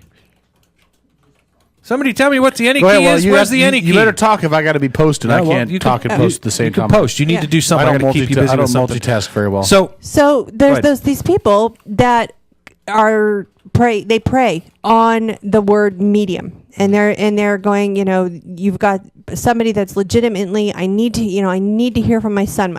Today, the woman that I spoke with, her son committed suicide, and her thing was, I didn't get to say goodbye. And, she has been to psychic mediums before, and they lay out a deck of cards, and they're like, oh, your son, oh, I see the death card come up. And it's like, I can look at a deck of cards and make up a story like anybody's business. That's not what a medium does. Okay? The word medium, meaning middle person between this world and the spirit world, there's a very few of us. And the fact that I make sure that those validations are there, that there's proof, that's not what every other psychic does. 90% of those people that are out there are there just for the money. And so to answer your question, what separates me from those other people is I don't want to give the wrong impression. I know that you don't have to separate yourself from them. I'm just curious if you're doing the same things okay. I separate myself. I told Ken, I says, I do not ever want to be put in the category of those sideshow freaks that are sitting there flipping. And there's nothing wrong with people that read tarot cards. You know what your husband said to me about that very subject when we were standing in the other room? What? He said, nobody puts baby in a corner. I love my husband. I don't want anyone to ever assume that I'm in that lower 90 or in that 90th percentile where I'm going to prey on your need to connect with your loved one, and I'm going to look at you for cues, and I'm going to research you, and I don't do that because I don't want to say you, but I know that Teresa Caputo specifically has been accused of that. And she uses a specific line when she does public readings where she's like, when she reaches out and she starts talking to somebody, and then she says, and then the person says, yeah, sorry, nothing you're saying makes any sense. And then somebody else 6 rows up and over goes, oh, it makes sense to me. And she says, oh, well, that's spirit doing what? Do you know which word I'm going to use? Piggybacking is what she calls it. Spirit is piggybacking. And what exactly she means, I kind of gathered from her that when she says spirit is piggybacking, it means spirit's piggybacking by coming through trying to talk to one person when really they want to talk to somebody else. That's as near as I can gather it. And it does, when it's presented in a media type light, it sounds hokey. It can, but again, the power of editing from video and audio standpoint is a very powerful thing. And when you're a 2020 Nightline producer, you can make a story seem one way or the other quite easily, just based on the skew that you take with it. Now, I'm curious, Krista, because I would never have the balls to do this, ever. You're wearing a sling as you got injured in a confrontation with spirit. What did you tell the doctor? I haven't gone yet. It just happened before we got here. Oh, that's why you left early? Yeah. I'm like, so just because I'm curious, your arm is hurting. It hurt enough for you to put it into a sling. Oh, man. When you walk into the doctor's office tomorrow, and I'm assuming you're going to go because it hurt bad enough for you to put it into a sling, what are you going to say to him? Yeah, hi, doc. I'm a medium. I got into a fight with a spirit and lost. I'm very grateful that my doctor already knows what I do for a living and does not think I need to be committed. That's probably positive. But yes. you would agree though that some people are going to look at you like you're crazy, right? I mean, there have to be people people do, and that's the beauty of the gift that I have is 9 times out of 10 I will turn around and in that moment be like, it's okay. Did you know that so and so is standing beside you, and the other side will validate. And that's when I get the most pleasure out of life, because that's when... That's unfortunate. Sorry, Ken. No, seriously, okay, so I did a reading last week, and the lady came and she brought her son, and her son said, Mom, I'm coming because I'm going to rip this girl apart. I'm going to find the way that she's tweaking it. I'm going to... whether she's reading your body language or I will find how she's bullshitting her way through this. And... So he did. He scrutinized every word I said. And the fact that I kept my eyes closed through the whole thing pretty much, so I wasn't reading her, wasn't looking at her. And the information that was coming through, not knowing that the son doesn't even have her name. So it's not like I could have researched her and then did the reading for the son. He got there and the grandmother came through and was so specific to everything in his life. Mm-hmm. Okay, not knowing that he was going to be there. This is cold as cold gets. There's a cold read. And the grandmother came through with the validations. He left. He sat in the car before they left my driveway. He was bawling, and she's like, what's going on? And he's like, Mom, he goes, I cannot tear that woman apart. I read for her sister this weekend. Yesterday, the sister came, and the sister's like, my nephew wanted to come, and I wouldn't let him because he is such an advocate for you. He is telling everybody about you, and yet he's turned around and gone to different psychics this whole week investigating people, and he's called them out on every single one of them. So, to answer your question, it's when those people that are in my face, I'm going to call you out, and spirit finds it necessary in that moment. If spirit's like, walk on, I'm going to walk on. I don't give a crap about your opinion. Because I'm doing spirit's work. I'm not doing Krista's work. I'm not going to get my ego involved. If I get my ego involved, God's going to take away my gift. This is a spiritual gift. Sure. That being said, I do want to tell you that I do walk up to total strangers and like Teresa. We were at the casino, and there was an MC motorcycle club having a meeting. It was a dinner. I mean, so this entire patched, well-known motorcycle club is at the casino, and at the head of the table is obviously the president, and to his side is his or his, whatever, sergeant of arms. And you go down the table, and, eventually to the end of the table are the women. And they kindly refer to their women as bitches. So Ken and I are sitting at the casino, and we're at a small table, and I'm looking kind of like, oh crap. And there's a look that comes over my face when we're in public, and Spirit is saying, go talk to that person. There's a very distinct look.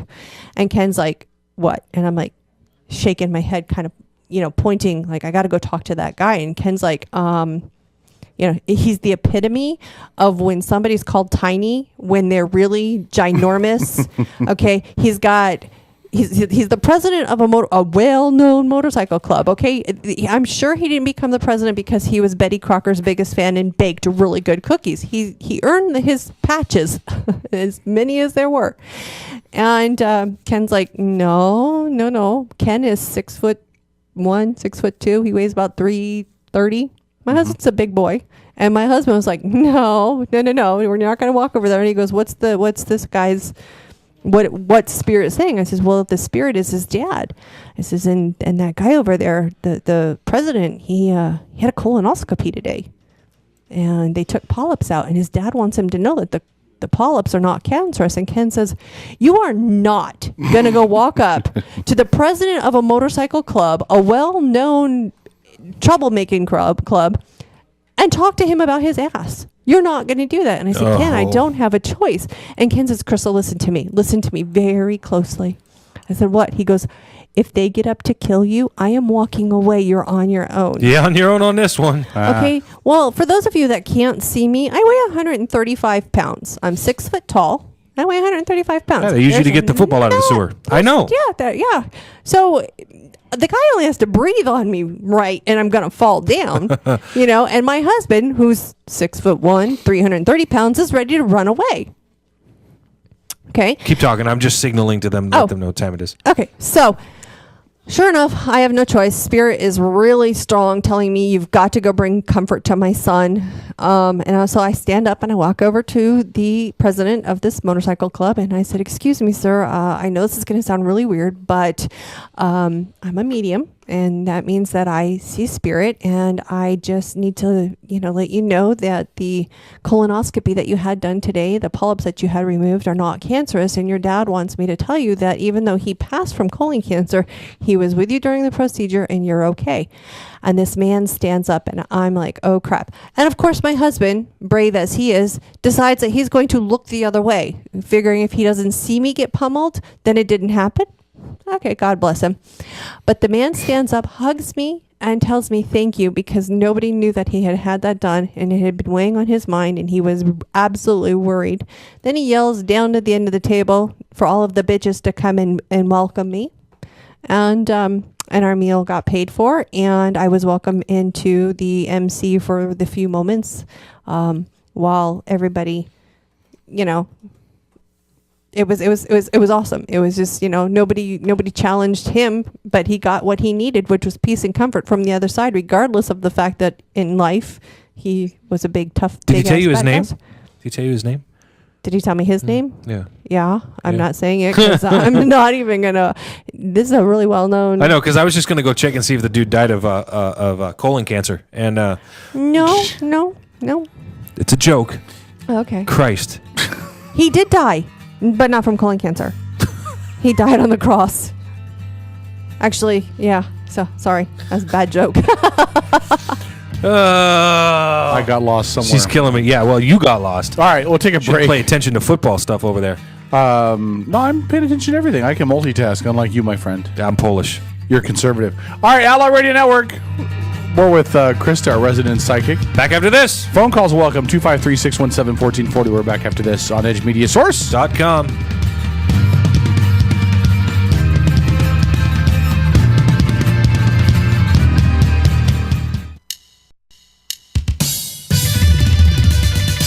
Get Outlaw.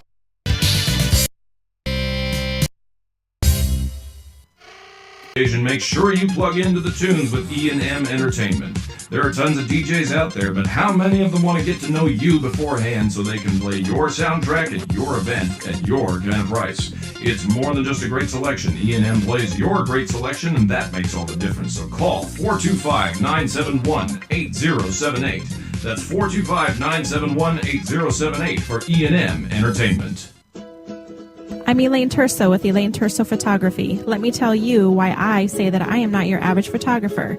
At Elaine Terso Photography, I can handle all of your photography needs, including weddings, families, and newborns. I have an in-home studio, or I am able to come to you to take photos wherever you want to be. Mention Guardian Broadcasting when you book, and I will give you a 10% discount. For more information, visit me online at ElaineTersoPhotography.com or find me on Facebook.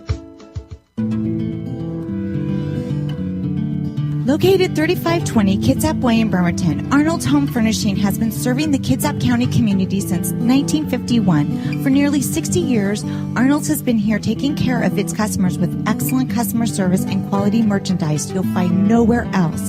And visit arnoldshomefurnishing.com to view all the merchandise available and see their current promotions. Arnold's Home Furnishing, to fit every lifestyle and budget. Make a difference in your community and volunteer at Kitsap Humane Society. We have opportunities for everyone and need help in all areas of the shelter. You can clean, feed, and help socialize animals, or answer phones, greet customers, and help run special events and fundraisers. KHS volunteers also lead programs including our foster program, canine training, and animal-assisted therapy. If you are interested in volunteering at Kitsap Humane Society, visit our website at kitsap-humane.org. Hey, St. Paul, the voice of reason here. Wanted to send a quick shout out to our friends at Pacific Northwest Artisans. They're a custom concrete and design fabrication company. They can do all of your concrete needs. They can do pathways, walkways, driveways, you name it. You need a new foundation, you're going to do an add-on, give them a call, 731-9812 or 649-0987. Again, that's 731-9812 or 649-0987. Pacific Northwest Artisans, all of your concrete needs.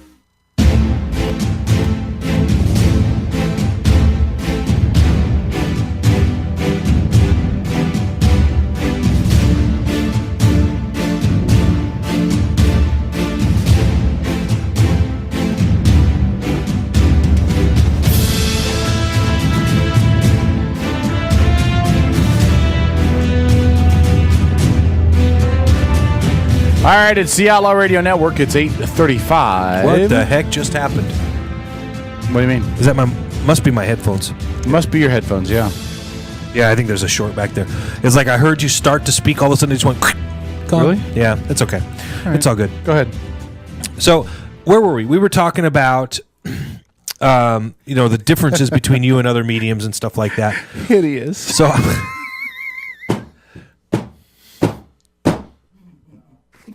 Go ahead. It's not related to this conversation at all. I'll talk about it the fourth. So hour. Numbnuts over here posts his profile, his dating profile. No, I've had this thing up for years.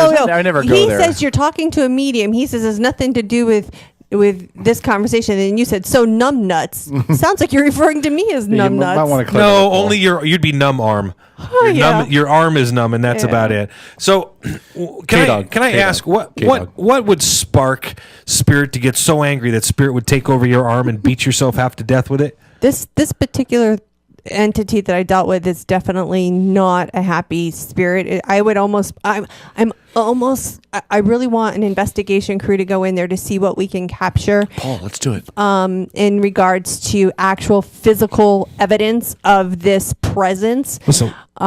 Because I can communicate to the spirits,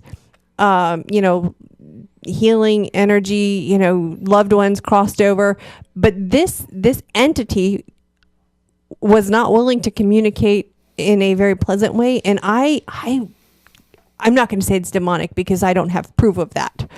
But this entity, So you want other people to go in there and get proof for you? Well, I did not want me there. And this lady, she's being physically assaulted. She's being pushed.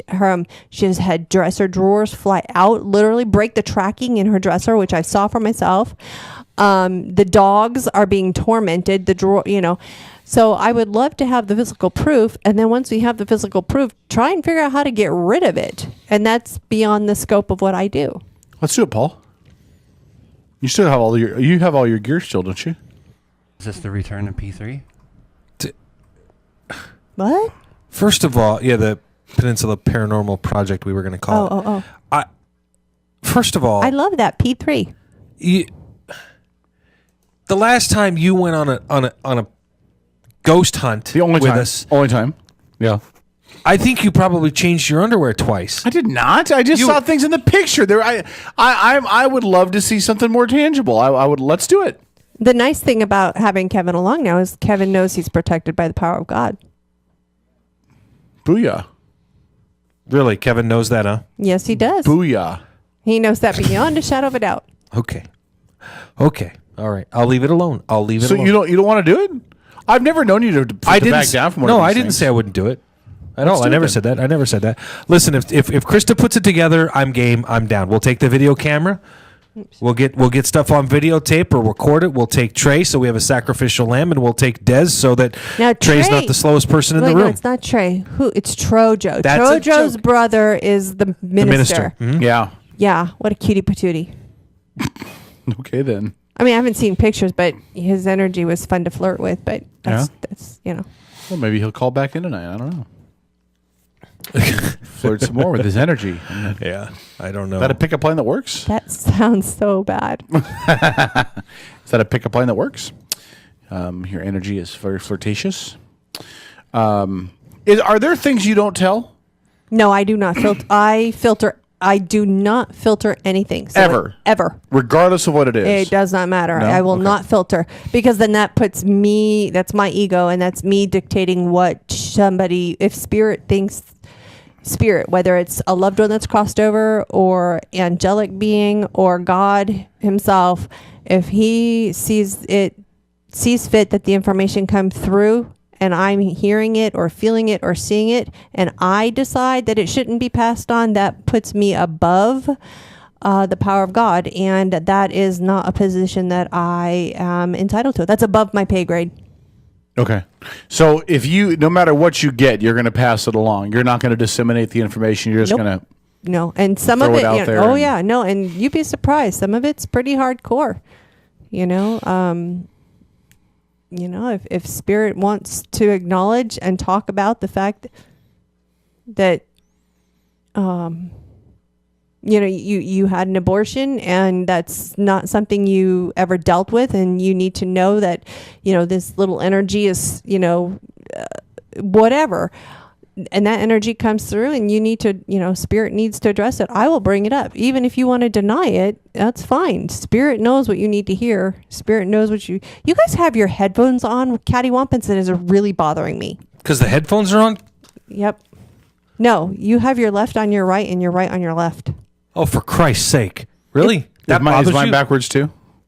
No, it's No, not. yours the is- R is on the right. Okay, good. Really? Mine is... Sorry. It was just, that's my, sorry. So does that make you feel better? Yes, that makes me really feel better. That was bothering me like you have no idea. All right. No, well, it's cool. No worries. All right, Kevin, you got any questions for our local medium here before we move on?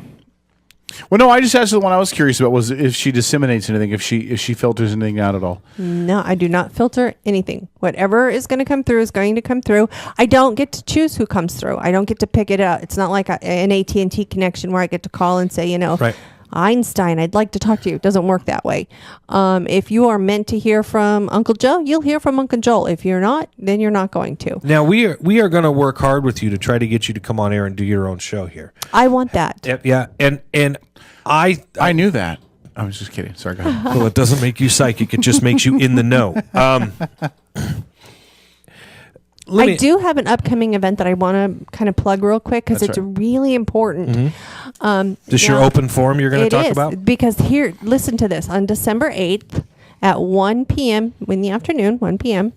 at the Paulsbo Masonic Lodge, it's called the Warren G. Harding Building, I am doing an open forum. The cost is $25 per person. However, this is a charitable event, so 100% of the proceeds are going to Northwest Harvest or Fishline. Fishline is local, Northwest Harvest is statewide. Mm-hmm. If you bring 10 cans of non-perishable food items, I will take $10 off the ticket price, so that drops it down to $15. In addition to that, Ken is making a Thanksgiving ham dinner. So your $15 gets you a full Christmas dinner, cooked. You sit down. Well, not with cooked everybody. doesn't really. Well, no, it's maybe some people think, it's so I can take the ham and go. No, you're going to eat with us, and the 2 hours of doing the open forum. Yeah. So that's an hour or so of talking about the gift, how the gift manifested, getting the energy shifted, and then doing readings. Now, not everyone's guaranteed a reading. But it's going to depend on how many people show up. But for $15, that cash will be handed right over to the head of Northwest Harvest. And all of the food that people bring to offset the cost of the tickets is going to go right to Fishline. So this is an extremely awesome opportunity to help provide for our community. Yeah, and that's cool. it's nonprofit. This is strictly my gift to society for our community and our state to help feed our hungry. And then again, that's Sunday, December 8th. 1 week from today at 1 p.m. At the Warren G. Harding Masonic Lodge in Paulsbo. Yes. Where's that at? Paulsbo? I know, but where in Paul? Is that downtown? It's downtown. It's directly across the street from Mora Mora, which is an ice cream shop. Kitty corner from the Marine Science Center, right? Exactly. Exactly. It's Okay. a white building. It's funny, as long as I've lived in Washington, if you do not know what you're looking for, you will pass that Masonic building every single time. Yeah, you won't know. You won't know what it's it there. is. It's, Yeah, I it's used to- hidden in plain sight. If it's kitty corner from the Marine Science Center, I used to karaoke host in the little strip mall right there. That's across the other parking lot from the Marine Science Center. I never knew there was a Masonic lodge there. So Yeah. It's there you go. hidden in plain sight. Funny how many things in this world are hidden in plain sight. And including me, Mandy Moore. So now I'm going to give you a chance to kind of explain something. And Here's a psychic intuition that's never going to happen. Hey! Wow! Don't kill my dreams. Don't kill my dreams. That's a promo right there. Don't Just gonna kill my point that out. dreams. That's I'm a just telling promo you. right there. Well, you're in charge of making the promos there, buddy. So go ahead. That one's a promo. So you pointed out, as a medium, you bring the two worlds together. It's going to be a tough one here. She's either going to give us a good answer or she's going to give us that look like, why the hell did you just ask that question? So, glad I'm over here. Because I have always been curious. I watch all these shows. I'm very interested. I'm intrigued about what's going on in them. And there's one overwhelming question that I always have been curious about. I'm curious to see now how you answer this. If you bring the two worlds together as a medium, have you ever asked, or do you know, since you use the word other world, what is that other world? The celestial kingdom. I don't get an opportunity to see the other world. Right. It's not a vibration that we as energy beings vibrate at a very low level. That's why we're earthbound. Spirits vibrate at a higher vibrational level, and then for us to communicate, I have to raise my vibrational level, they have to lower theirs. I don't get to see what the world looks like on their side. I get to talk to them, I get to hear them, I get to hear their stories of what it looks like. What does it look like? But I don't. What is it? The celestial kingdom. I've heard it described. I've heard the light described as literally a bright white light that's nothing but love, encompassing the warmest and most intense agape love there is. I've heard it described as kind of like literally. The best way to describe it that I heard today cracked me up was the spirit I was speaking to today. He says heaven literally looks like Hawaii to me. It's tropical, and so I think it's a perception of what that person, when they're trying to explain where they're at, they're going to give you the image of the most peaceful place that you can imagine, because it is physically impossible for us in human form to imagine what perfectness is. We will always spin non-perfect energy into our conception of what perfect is because we don't have an understanding of it. So to answer your question, I've never personally seen it. But when I've done readings and that question has come up, can you tell me where you're at? For a spirit to come through and say, Mom, the closest thing I can explain to you of where I'm at, the closest thing I can do is remember when we were on Kauai and that smell and that feeling and that peace. That's the closest I can explain to you, because you can't wrap your brain around the peace I'm in. Well, that doesn't tell me anything, but okay. But I get it. I understand where you're coming from. Our human brains cannot wrap around what perfect is because we impart too much imperfectness in it. It's just our perception. And I think the celestial kingdom is a place of perfectness. And so when our loved ones come through with messages and that question gets posed, can you tell me where you're at? The easiest and most acceptable way for them to communicate where they are is to identify a parallel that you are most comfortable with. Mm-hmm. You know, Heaven. I mean, is it comparable to that? Because, and we've talked about this on the show before, that you consider yourself, that you have a faith and all of that. A lot of people within the Christian community would say that completely speaks against everything that we believe is based in the Bible, which is that once you go, you're not communicating back, and the only person. That's not true. I'm just saying that. But as Christians, that's not true. How does that go against the Bible when Jesus himself came back and he appeared to Mary? And that's what I'm saying. Lazarus. That the only person that would be Jesus himself, and so I'm just asking how do you combat that? Because you're going to. I would assume that, especially when you go into smaller communities, like you're going to be in Paulsbo next week, where the smaller communities tend to have a little bit more of a church-based attendance and all of that. How do you counteract the argument this goes against? But it doesn't. Okay, faith. Because in the Bible, no, in the New Testament, it speaks very clearly, especially in Revelation. It says, he who humbles himself before the Lord shall see between the veil. Well, that right there says that if you are humbled before the Lord and you are of pure heart, and then the Lord sees fit that this is the gift that he wants for you to have, you will see the veil between our earthly physical beings and that of the spirit realm. And that's in Revelation. That's spoken about in John. John speaks about it.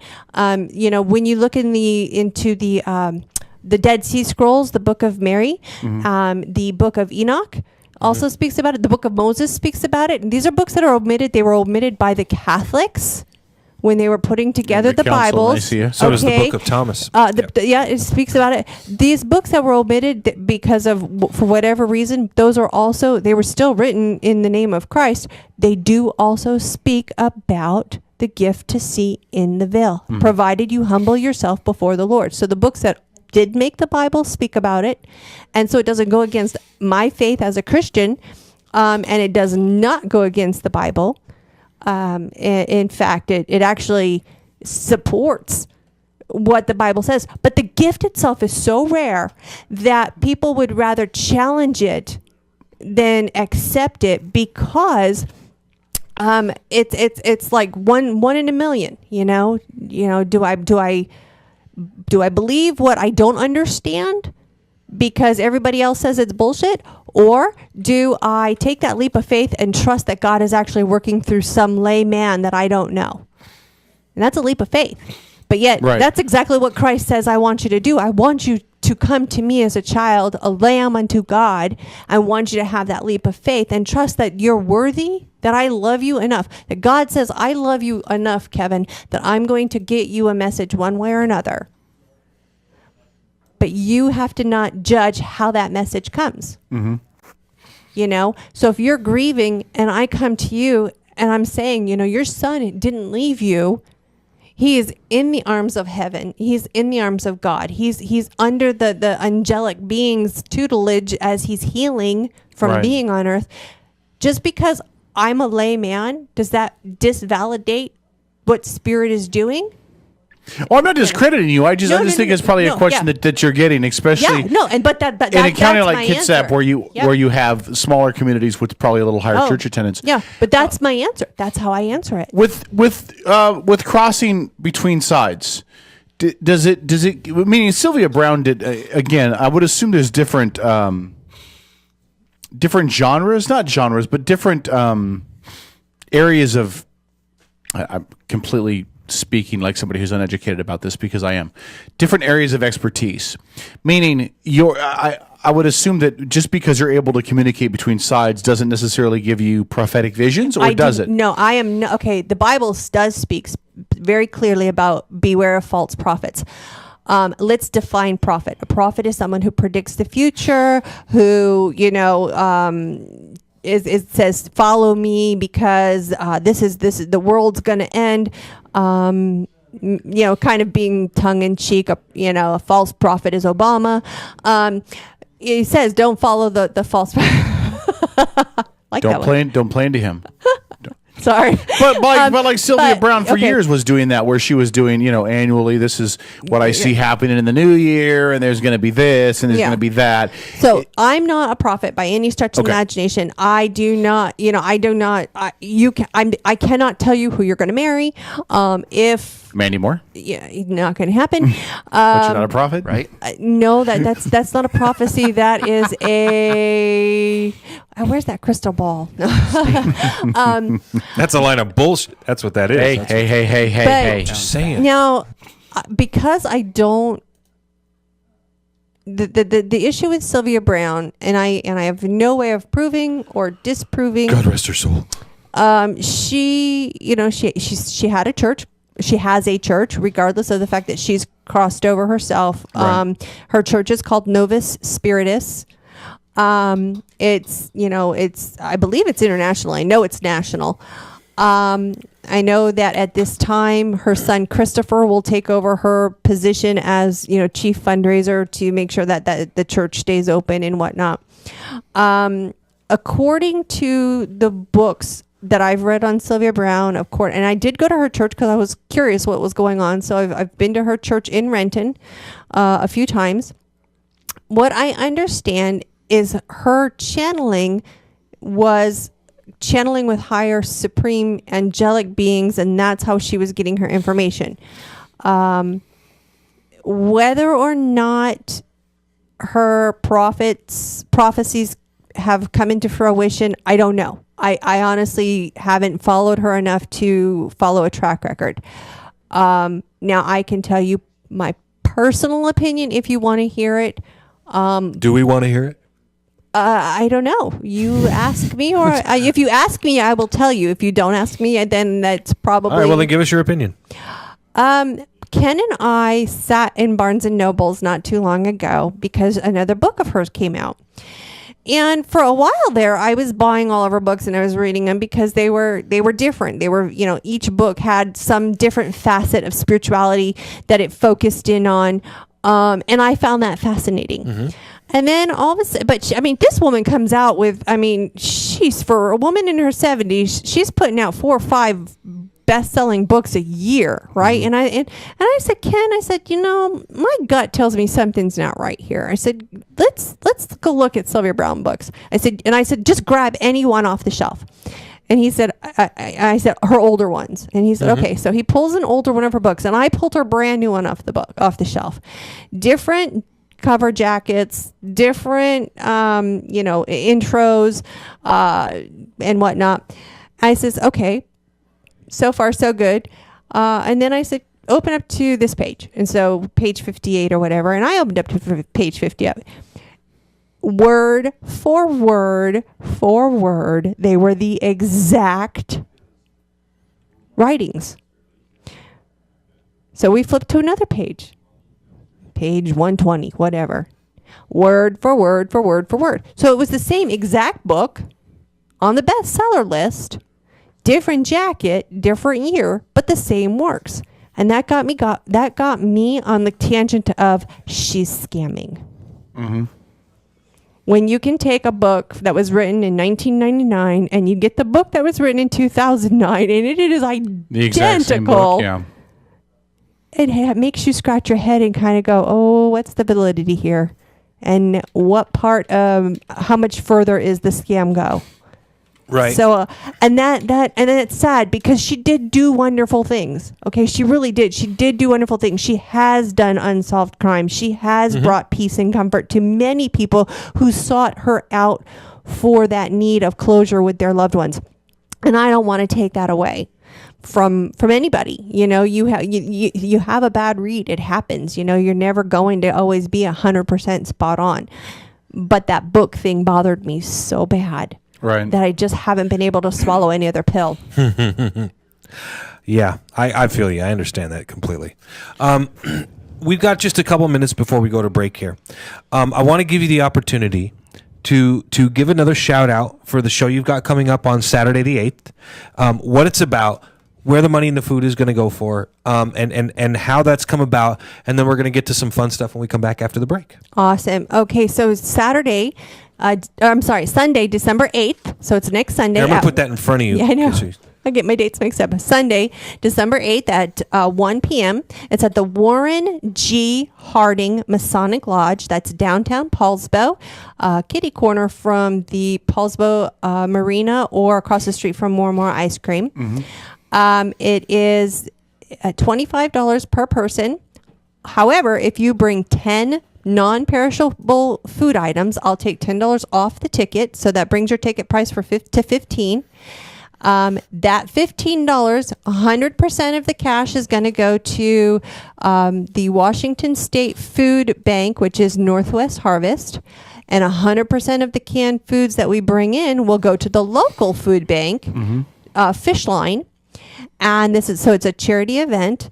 Your $15 will cover your meal. Your meal is going to be a traditional ham dinner, Christmas dinner, and then I will be doing an open forum. And an open forum is where, for the first part of it, I'll explain what a medium is, what I do, how I was born with this gift, and then I'm going to do readings. And not everybody's guaranteed a reading, depending on how many people show up, but I'm going to get as many readings done in that time frame as I can.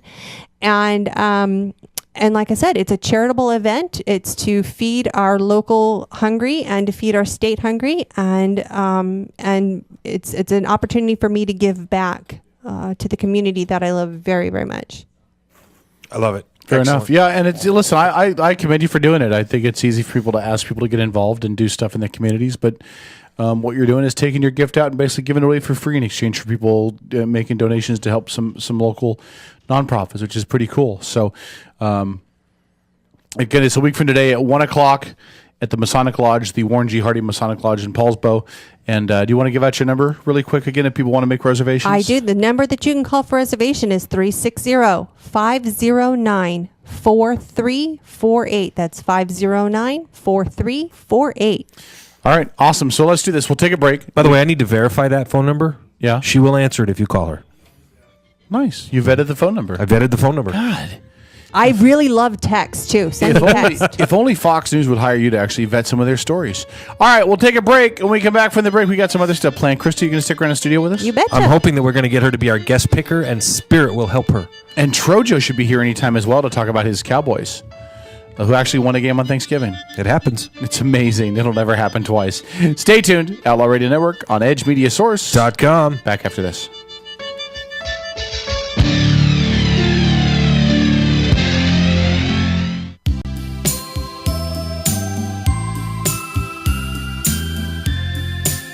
Serving Kitsap County and beyond, the Outlaw Radio Network.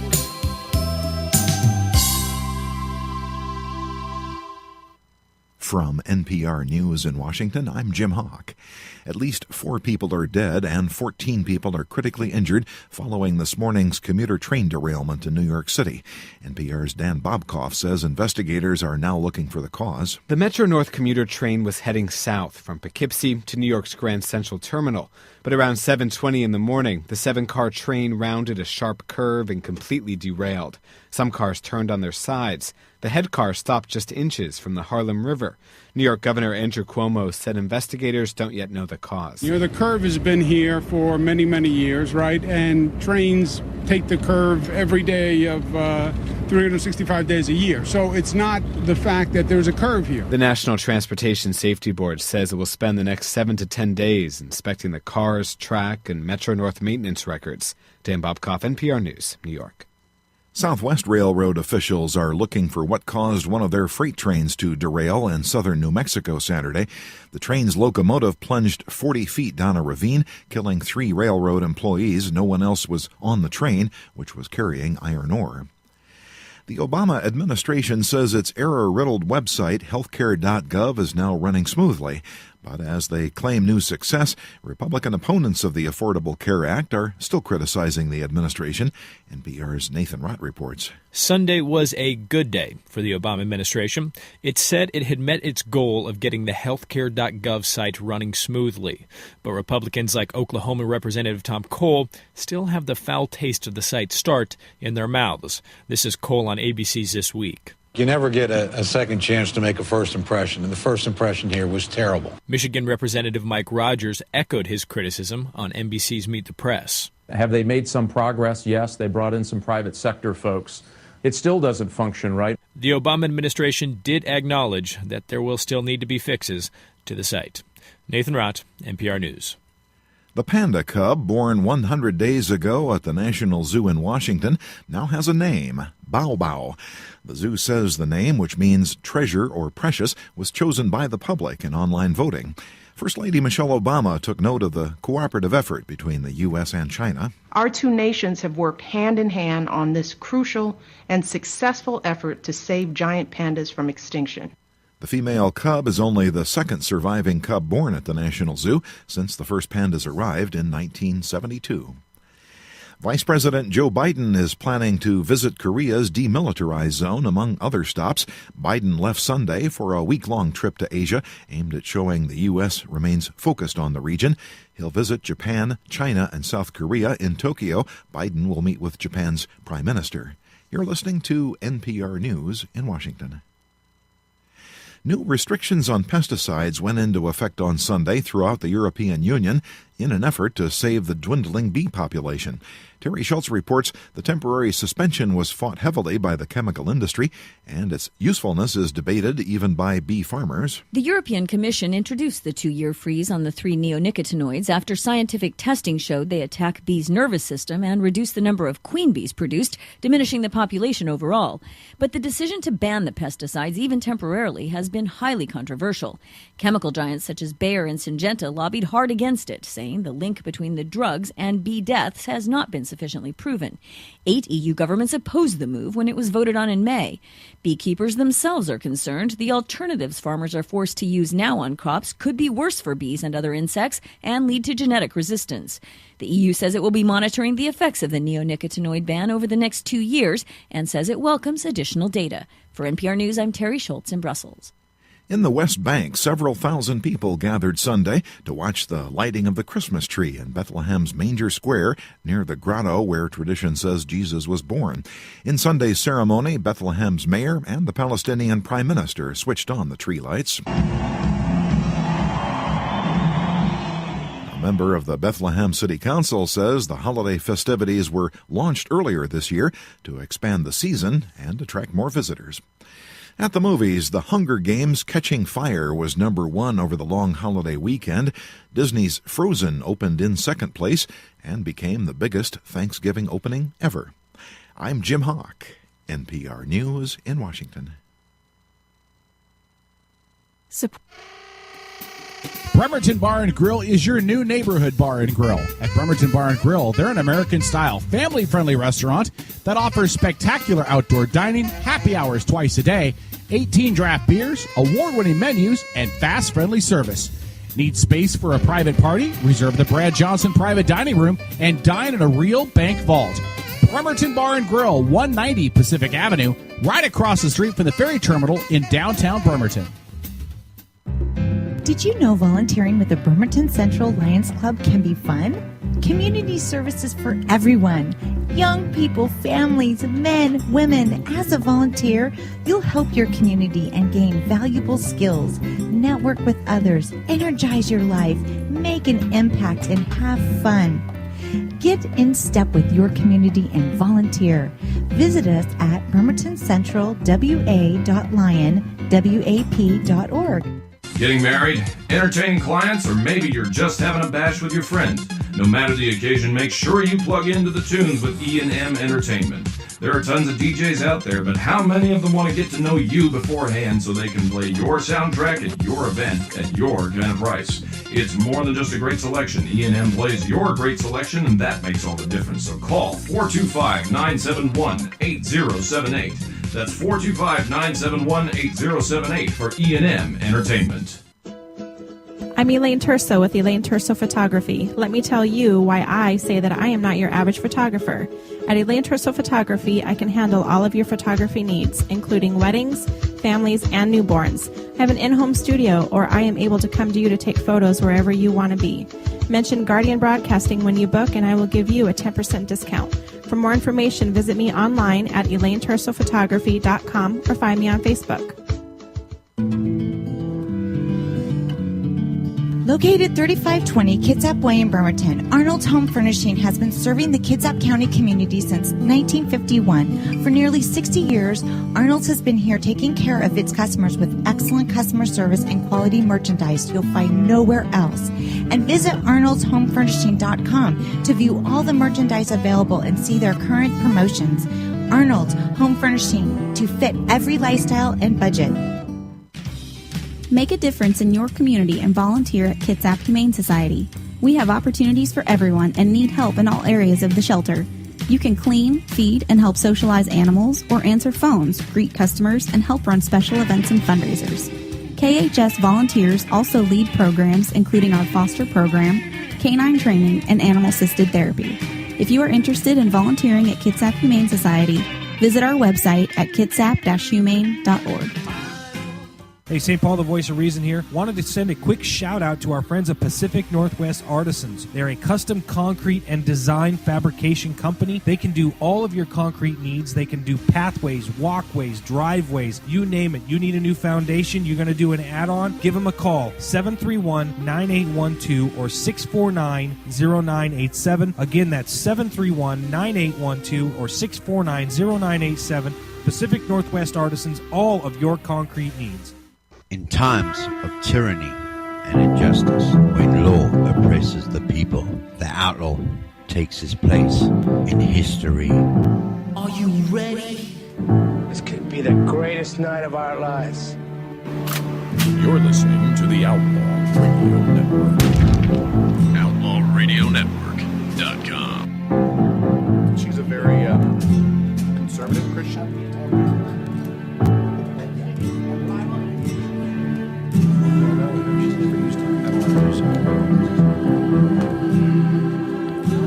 All right, it's the Outlaw Radio Network. Thanks for checking out the show. Moving into the final hour of this show. It's 9:09. Last call's next. Got a whole bunch of stuff to talk about, including social media gone wild. And let's see, Strip is engaged. We can't let that go by without being discussed. Oh, yeah. We're going to talk about the fiasco that is and how messed up it is that a guy gets engaged but doesn't tell anybody. We have to find out from Facebook. So we'll talk about that in the next hour as well. I have a funny story to read before we get to anything. What's that? And I think Paul's is going to correlate this to Obamacare in some way, but I'm just going to read it because I think it's funny. Okay. This is off of HuffPost, but I actually found it on a couple different sites. Mm-hmm. It says, in prison, the tooth can hurt. Not the truth, but the tooth. A 51-year-old Swedish inmate broke out of prison in November because he had a toothache and wanted to go to the dentist. The inmate, who was scheduled to be released the next day anyway, turned himself into police after getting his tooth treated. His sentence, originally for 1 month, was only increased by 1 day. The man told a Swedish newspaper he had been complaining to prison officials about the pain for 4 days, and he finally busted out because he just couldn't stand it. So he busts out of prison, gets his tooth treated, and then turns himself back in to the jail. And only gets 1 day. And yeah, they only added it for 1 day. That's such crap. Well, welcome to Sweden. Welcome to Sweden. Welcome to Sweden. Welcome to Sweden. Listen, people in Sweden live a whole different lifestyle, man. I mean, let's face it. Around here, if a guy breaks out from jail, somebody's going to see him, pick him up on the highway, whatever. He's not going to be able to hide in a bright orange jumpsuit, right? Yeah. In Sweden, they break out of prison. Where are they going to go? The mountains? Climb every Amsterdam. mountain. Yeah, I mean, by the way, there aren't exactly a lot of trees there in the mountains, and where there are, they're covered in snow. So I don't know. It just forget about it, dude. I thought it was a funny story. Fox say ding ding ding ding ding. I just thought it was a funny story. It is a cute story. It is a cute story. To get his tooth treated, and then he'd bring out. And I figured you'd have an Obamacare. But you know what that makes me think of? I got to get out the jail because I couldn't get my No, you know what it makes me think of? You know the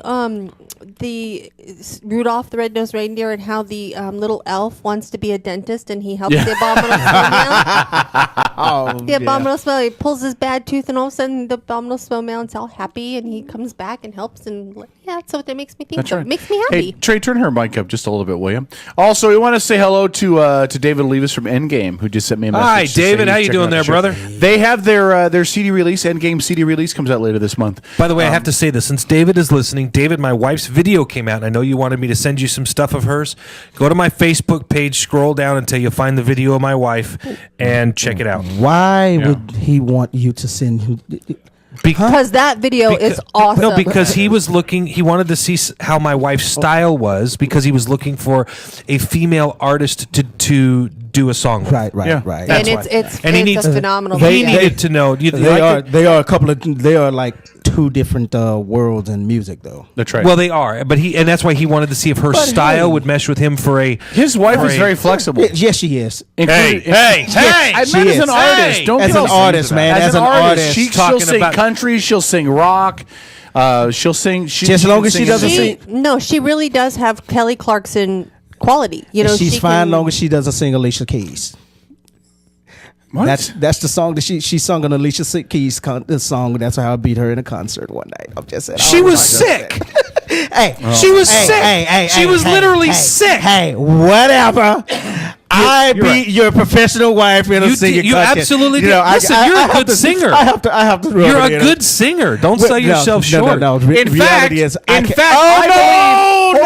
I believe. Ask Strip. We have audio of Trojo singing back there. Ask Strip where it's at, Trey. We have audio of him singing "Jungle Love." I think somewhere. Did you save it? I was drunk. What, we don't have it right now? We'll play it next week. I was so drunk. We'll play it next week.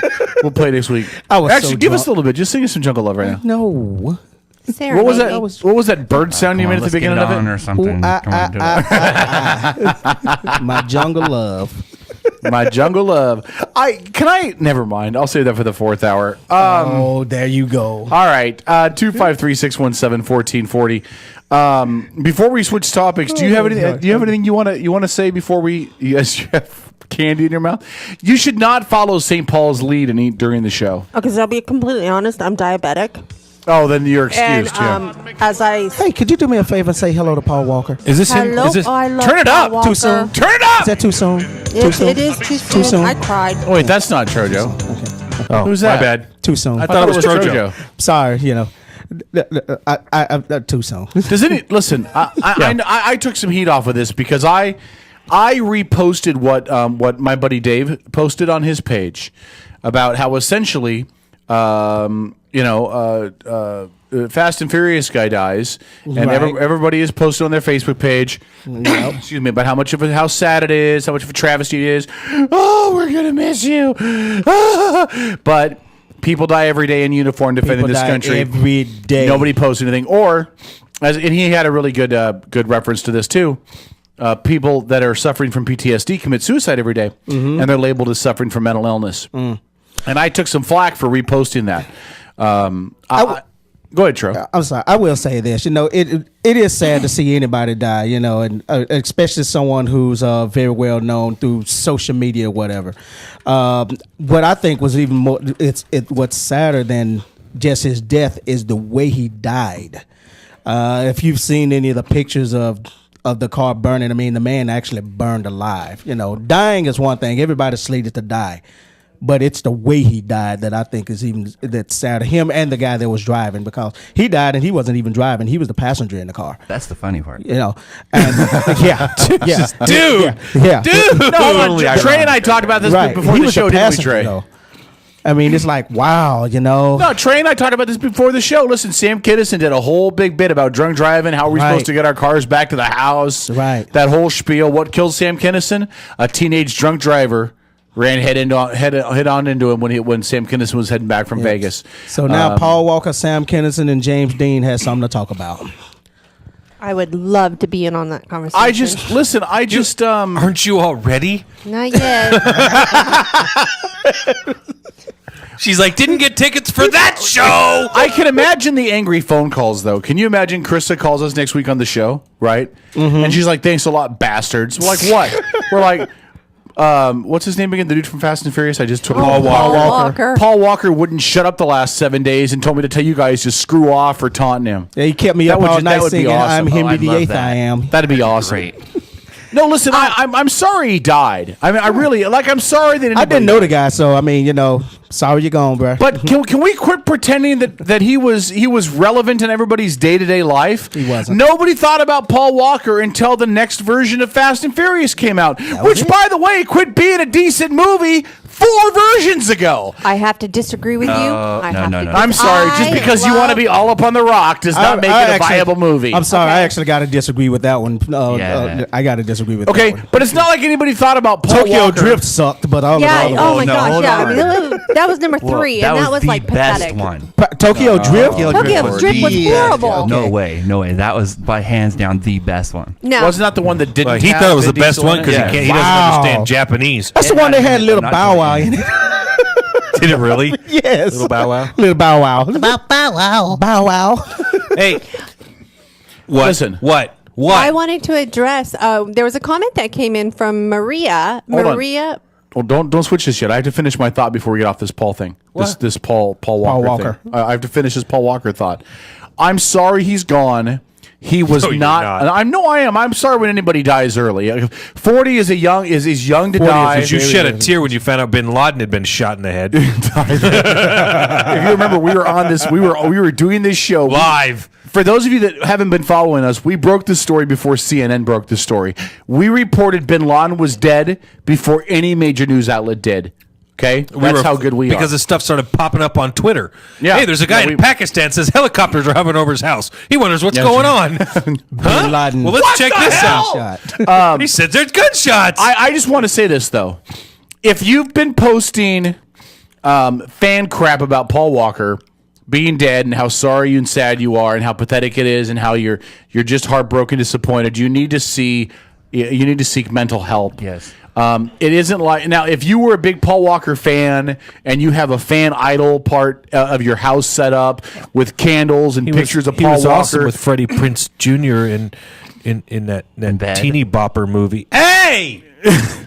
She's all that. She's and, all. Yep, and he was that's also in it. Varsity Blues. I mean, he had some credible things that he did. Was he in Varsity Yeah, he Blues? was. Yeah, I remember seeing him in Varsity. He was in Blues. Varsity Blues. But I'm just saying, if you never even thought about him, and then suddenly he dies, and you're like, oh my god, this is so sad. Stop it. Just quit. It's sad. He was a willing participant in somebody who was breaking the law and taking a Porsche. They were doing high-speed donuts. in the High-speed parking lot. donut. Listen, it's stupid. It's idiotic. As a guy who worked with trained professional stuntmen as part of his job, he knew better. And you can't tell me he was sitting in the passenger seat going, oh, man, we probably shouldn't be doing this. He was probably thinking that about the time he was flying into that pole. Well, and he even took a picture of the car and posted it beforehand. Just like it was totally just all set up. Like God had it all set up for him. Yeah, it's just I'm sick of celebrating these people that die doing stupid crap. Heath Ledger dies, the world goes on its ear because Heath Ledger overdosed. Fucking moron. What was the right? guy from Jackass? From Glee, the same thing.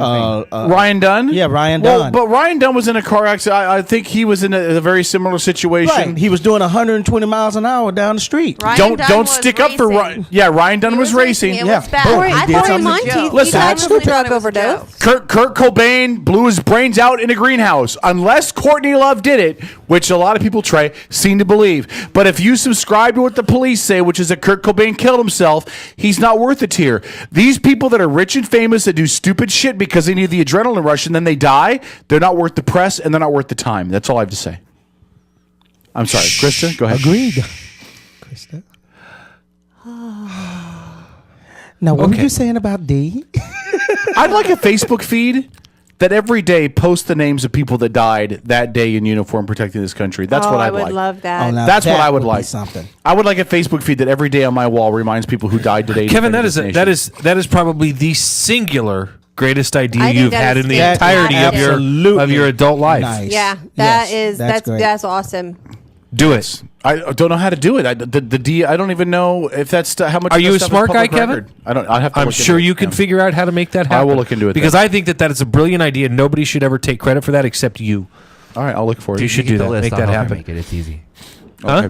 You get the list. I'll help you make it. All right. There you go. I See? will have to. I'll find out. We'll look at it. Well, during the you break. know, Red Man, the only people that's going to take credit for it is the Jesus, white did man you because really? that's what they Red do. man.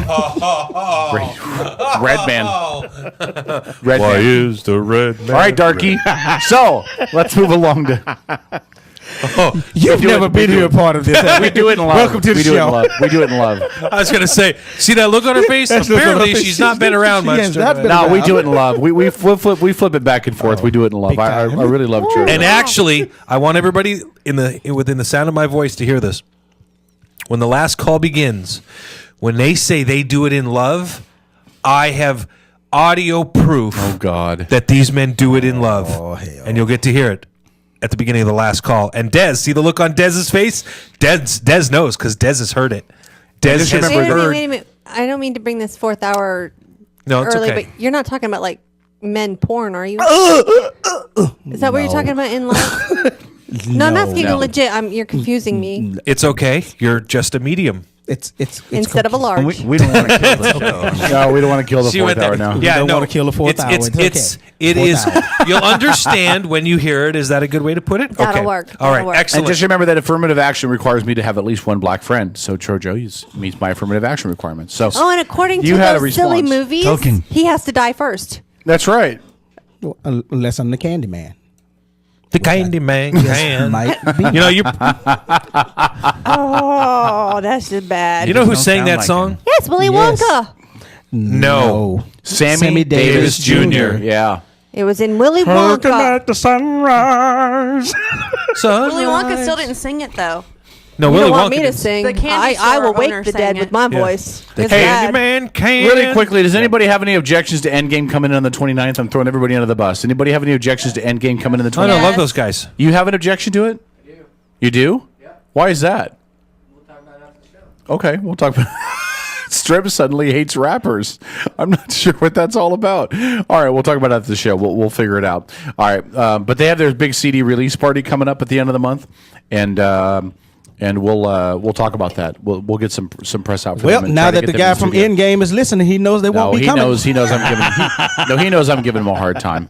He knows we love them very much. All right. So you had a response. I do have a response. Somebody has sent in a comment about basically the gift to see spirit as being invalid. What I'd like Michelle, to, yes. Michelle, what I'd like to point out is, have you ever been driving down the road and just had a feeling, you know what, I don't want to turn left here, I think I'm going to go straight. And you're driving down the road and sure enough, you get home and you realize that if you had to turn left, you would have hit a deer that was standing in the road. Or maybe you're going for a walk and you get this really bad feeling about going down that alleyway. You hear the voice inside your head that says, don't go down there. There's shady characters. Danger. Or maybe the phone rings and you go, oh my gosh, that's my mom. And sure enough, you pick up the phone and it's your mom. That is spirit communicating with you. Okay? Every single person on this planet that is walking in earth in human body has the ability to be intuitive. My gift, because I've practiced this skill, because it's the gift that God gave me, and if you are a Christian and you are throwing the Bible at me, you better reevaluate your term as Christian because you are judging. Okay, rule number 1, don't judge. Okay. Don't be judging. Thou shalt not judge. Okay. Yes, And if you are going to judge, you better take a look at the gifts God has provided you with, because then you need to question whether or not your gift is from God. Because if you're saying my gift is not from God, we're going to toss rocks back and forth. In a glass house? Yep. But check it out. Right. Having the gift of intuition, every one of us has it. We know when our children are sick. Your kid, you just all of a sudden know something's wrong with my kid. I got to call home. That's intuition. My gift just happens to be amped up. I've honed it in. I've practiced the craft because God told me to. And I am doing the work that the Lord, Jesus Christ, has asked me to do. Now, if you want to question that, you have my permission to email, call, or write Jesus himself and get the answer directly from him. What a great. So hold on. Hey, do me a favor, Kevin. Kevin, hold on. Look on the floor. Do you see? Is there a gauntlet with chainmail and steel there? No. Because it seemed like the gauntlet just got. Well, let me just say this. Everything was totally valid. I'm totally going, okay, it all makes sense until she said, and then feel free to email Christ. And I'm sorry. I wasn't quite expecting that. Christ@AOL.com. Says address is invalid. Try Had heaven. it for a while. I don't know. Yeah. Jesus Christ at oh my God at Yahoo. See, I knew some great promos were going to come out of tonight's show. Wow. You just had to. Spirit told me promos will come from tonight's show, so I'm getting prepared for this. This is good. That was good, though. Holy cow. All right, fair enough. I think you might have won that argument. Why? No, hold on. Listen, I understand the argument because if you take what would be considered traditional teachings within the church, what you're doing would be outside of what would be. I'm not saying you're wrong. I'm just saying it's outside of what would be considered adopted, accepted teachings within the church. Now that's actually, Kevin, what you just said is inherently false. No, hold on. Do you think it's false? Hold on. Before she answers, I want to say this. You don't go to church. That's not for you to judge, actually, because as a matter of fact, my version of going to church and what your version of going to church are completely different. You're right. My bad. And my point is, I just said you were right. I know. I'm not faulting you though for what you said. Okay, but let's say, but what was being put forth there? Okay, that idea that's not possible. David Olivas just asked, "What happens if it goes in Jesus' junk mail?" Yeah, right. It's a great question, David. That's funny. Yeah, actually, he just sent me a message too, and he said, "Haha, can I have Jesus' email?" Oh my God! In his spam box. Christians, unfortunately, have a very bad reputation for doing the one thing they accuse others of doing, which is being very intolerant of other people's faith. Too many Christians, and this is where I call them kitchen table Christians, lose credibility with me. This is people who think that they can talk the talk, but when it comes to walking the walk, forget it, throw it out the window. It doesn't apply to them because they don't truly do it. Going to church on Sundays doesn't make you any more religious, holy, or Christian to me than just sitting down at home with your shawl on and reading the Bible.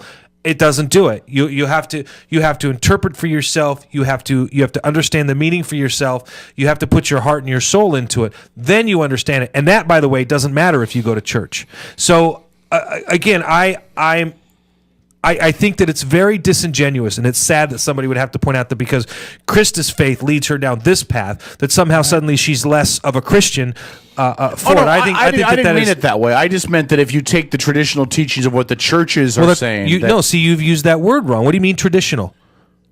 I think what he's saying is what we have done as a society. Great. Now she's coming to his freaking defense. No. But listen. As a society, we want to be force-fed or spoon-fed what our theological beliefs should be.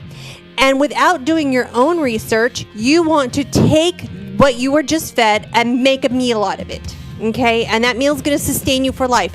You did not do further research, or you didn't pray about it. You know, what's her name? Melissa or Maria? Michelle. Okay. Now, I would, honest to God, challenge Michelle to ask, before you sent that comment, did you sit in prayer and ask for yourself, Heavenly Father, is it possible, beyond my realm, because I do not understand everything, is it possible that you gifted somebody a gift that would help bring about healing and maybe enlightenment to the spirit world, because maybe I don't understand it, but Heavenly Father, in your plan of things, is this possible? Well, Did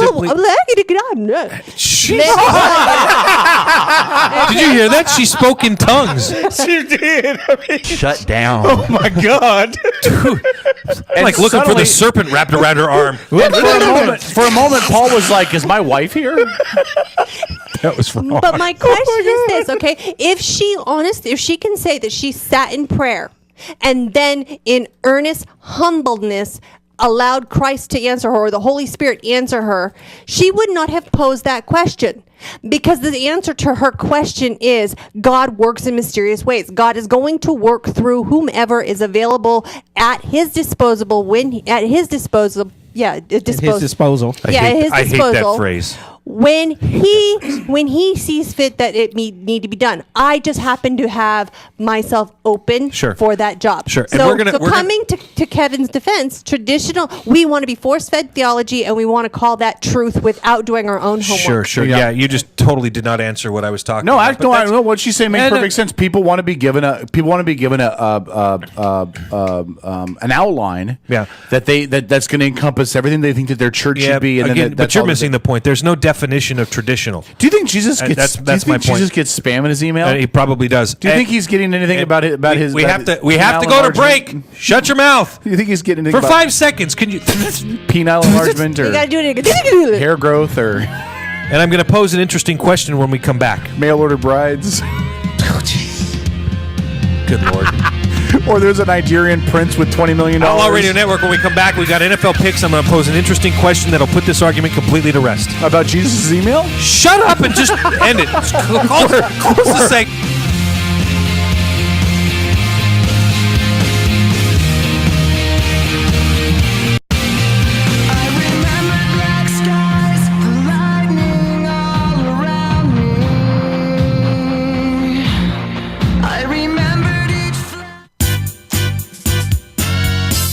You got it tuned in to the Outlaw Radio Network. Bremerton Bar and Grill is your new neighborhood bar and grill. At Bremerton Bar and Grill, they're an American-style, family-friendly restaurant that offers spectacular outdoor dining, happy hours twice a day, 18 draft beers, award-winning menus, and fast, friendly service. Need space for a private party? Reserve the Brad Johnson private dining room and dine in a real bank vault. Bremerton Bar and Grill, 190 Pacific Avenue, right across the street from the ferry terminal in downtown Bremerton. Did you know volunteering with the Bremerton Central Lions Club can be fun? Community services for everyone. Young people, families, men, women. As a volunteer, you'll help your community and gain valuable skills, network with others, energize your life, make an impact, and have fun. Get in step with your community and volunteer. Visit us at bremertoncentralwa.lion.wap.org. Getting married, entertaining clients, or maybe you're just having a bash with your friends. No matter the occasion, make sure you plug into the tunes with E&M Entertainment. There are tons of DJs out there, but how many of them want to get to know you beforehand so they can play your soundtrack at your event at your kind of price? It's more than just a great selection. E&M plays your great selection, and that makes all the difference. So call 425-971-8078. That's 425-971-8078 for E&M Entertainment. I'm Elaine Terso with Elaine Terso Photography. Let me tell you why I say that I am not your average photographer. At Elaine Terso Photography, I can handle all of your photography needs, including weddings, families, and newborns. I have an in-home studio, or I am able to come to you to take photos wherever you want to be. Mention Guardian Broadcasting when you book, and I will give you a 10% discount. For more information, visit me online at ElaineTersoPhotography.com or find me on Facebook.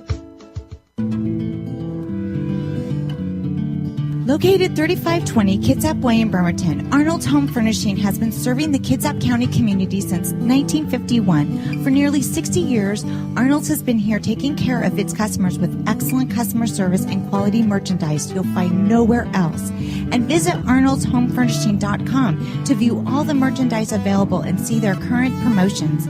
Arnold's Home Furnishing, to fit every lifestyle and budget. Make a difference in your community and volunteer at Kitsap Humane Society. We have opportunities for everyone and need help in all areas of the shelter. You can clean, feed, and help socialize animals, or answer phones, greet customers, and help run special events and fundraisers.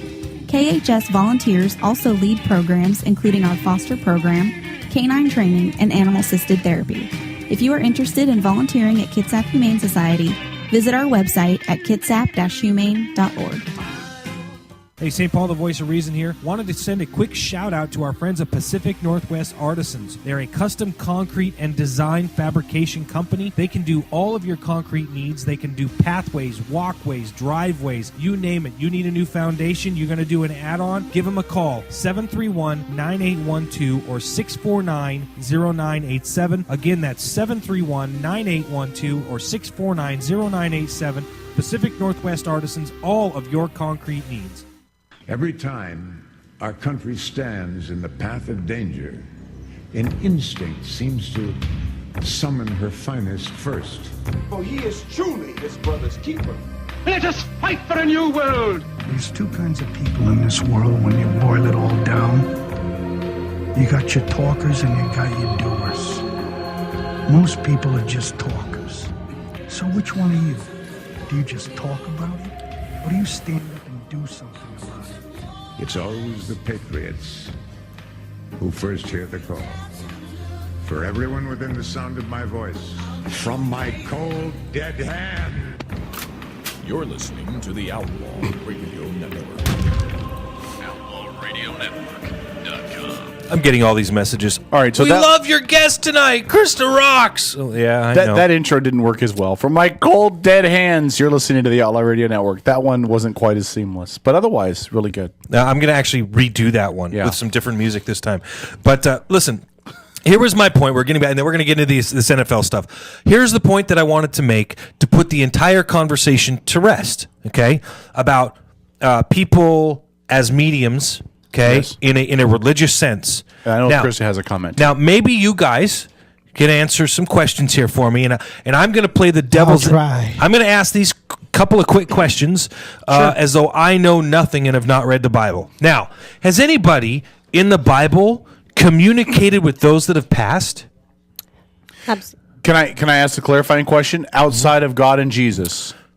Well, why does it got to be outside? First of all, God never walked Earth in a with a physical presence that I'm aware of. But I mean, outside of Jesus, because Jesus was the exception to every rule anyway. Because he was not according to my faith. Well, but again, but not according to my faith. I get that, but I'm talking. Jesus told do you mean Lazarus outside to rise from the dead. Yeah, right. He said outside. Wow, we talked about that in church this morning. That was actually in the lesson in church this morning. He actually asked the question to anybody outside of God and Jesus. So, as a matter of fact, yes, that would be Jonah in the valley of dry bones, and that would be Mary Magdalene when she saw the spirit of Jesus after he died. The other disciples as well? That's what I'm talking about. Has anybody? When I just want to make sure I understand your question. No, communicating with those that pass on, including Jesus. No, I'm saying, but I'm okay. Including because Jesus, my faith teaches me that Jesus was the Son of God, just as you are and I am. Mm-hmm. So that to me means that he is like you and he's like me. So that means I don't put him in this special category where he could do all of these things that I can't do.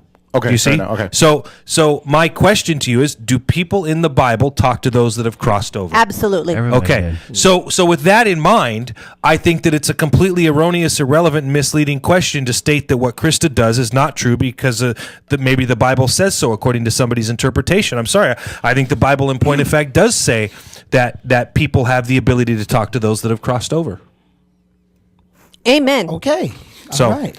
Okay. So I have a question. Yes. And I want a commitment. Who's it directed to first? Ruh-roh.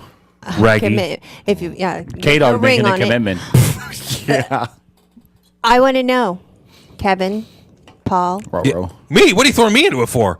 If you want to attack Kevin, you go right ahead. No, I'm not. I'm there behind you. I'm not attacking anybody. Oh, okay. You are Trodro and Trip and Trip. Is that his name? Okay. Hey, Trip.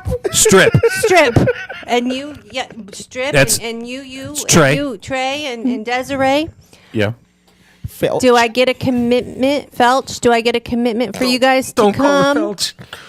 I don't know what Felch means. Don't listen to him. I have not been called that for a long time. Do not. Okay. We'll tell you off air what Felch means. Oh, crab nuggets! I remember you did tell me that once upon a time. But I want to. Crab nuggets. I want to know. It's like the shit they serve at Are McDonald's. you going to come to my open forum to help support the community, to help support me do the open forum, and to have a good meal? The answer for me would be it all depends on what day and time. It's a week There's from a today. piece of pink paper underneath you. You know pink. It is next Sunday, December 8th at 1 p.m. at the Paulsbo Masonic Lodge, Warren G. Harding Masonic Lodge. The cost of the tickets is $25. However, if you bring 10 cans of food, I will take $10 off the price, so that's $15. And your $15 will include a full Christmas dinner meal, which is ham and all the trimmings. It is an open forum, which means it is readings, explanation of what I do, and all of the money raised and all of the food will go to charity. Northwest Harvest will get the money, and the food will go to the local food bank, which is Fishline. So it's 100% charity.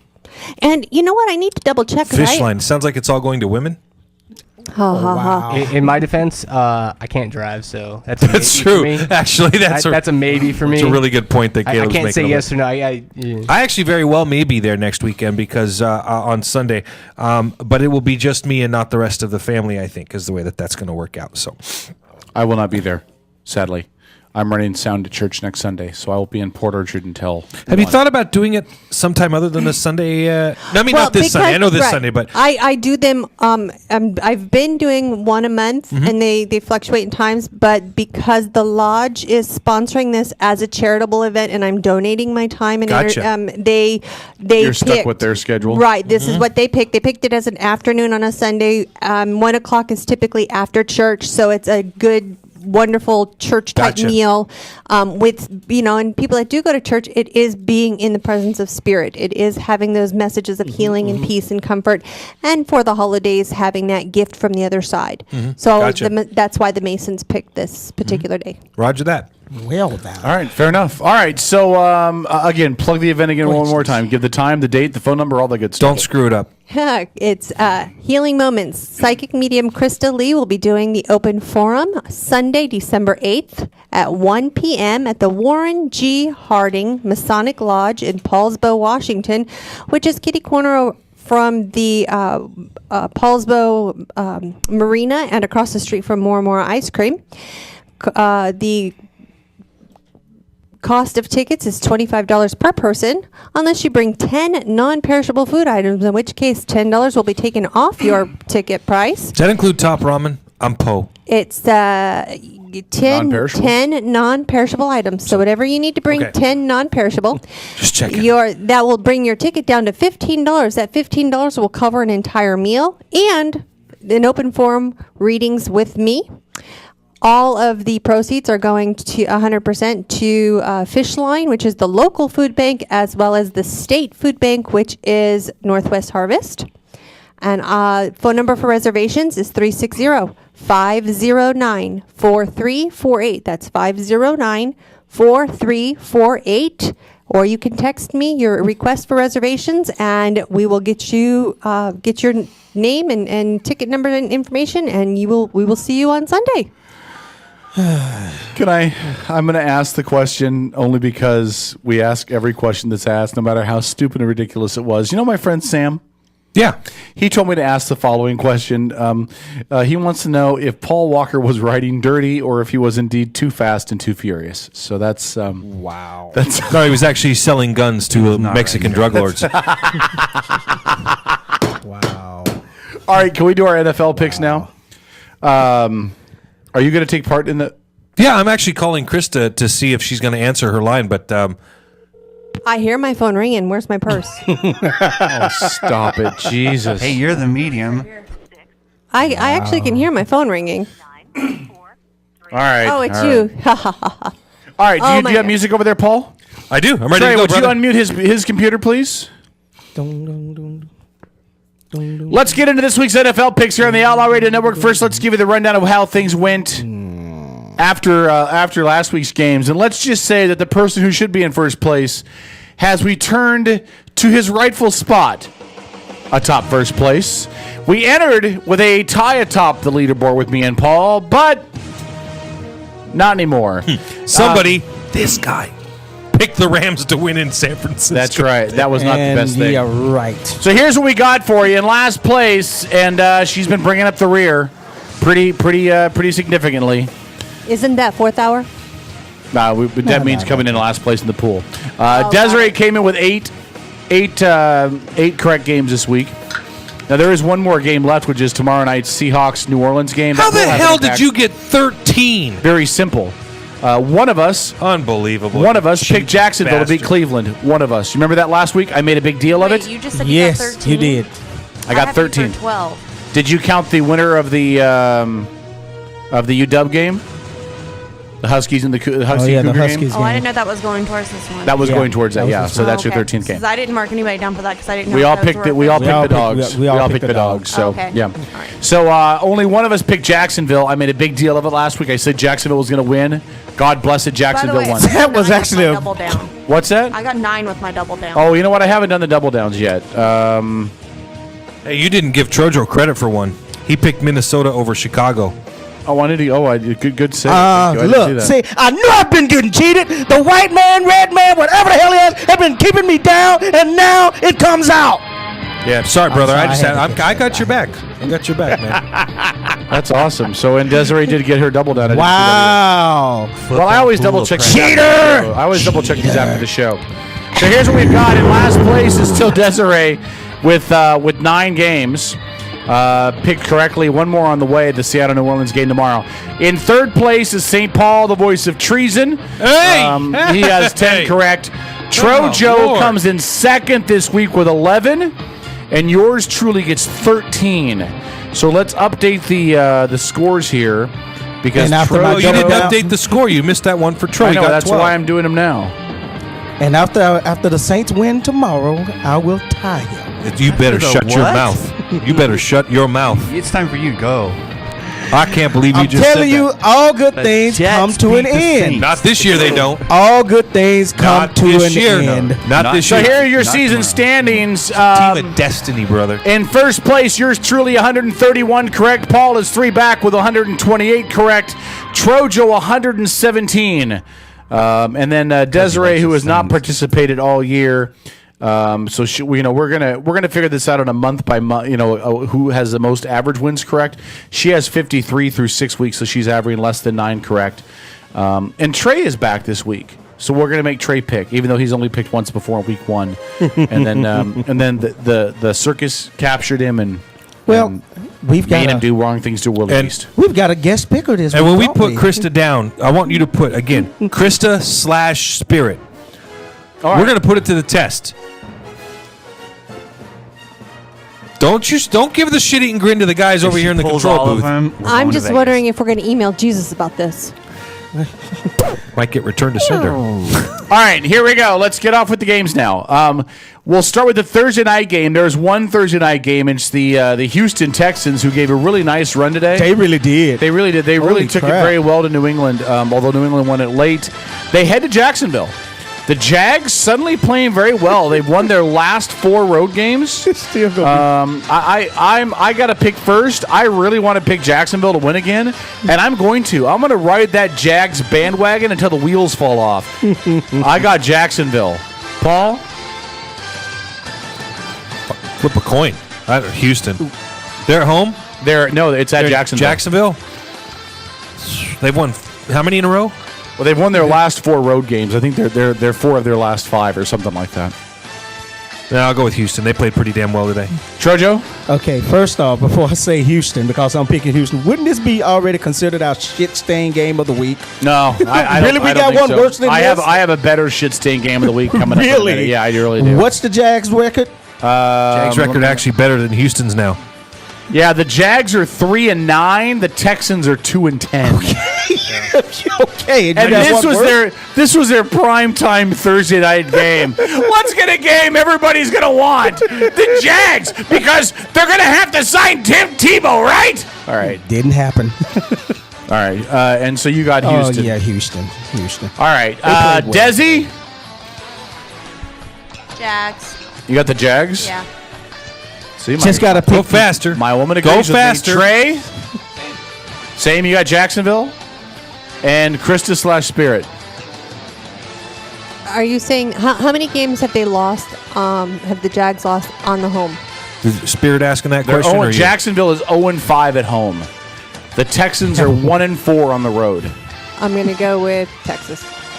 The Texans. All right, she's got Houston. Just pick Texas. All right. Texas. Yeah, here we go. Paul, you're picking first. What? Indianapolis travels to Cincinnati to take on the Bengals. It's going to be a great game, and I think Indianapolis is going to pull it out on their way to the playoffs. All right. Trojo? They're in Cincy? In Cincy. Ooh. Cincy was a sleeper pick to win the division, too. Ooh. I'm going to have to go with Cincinnati at home on this one. They are in different divisions, too, by the way. Just keep that in mind. Mm-hmm. Desi? I'll go with the Colts. All right. Trey?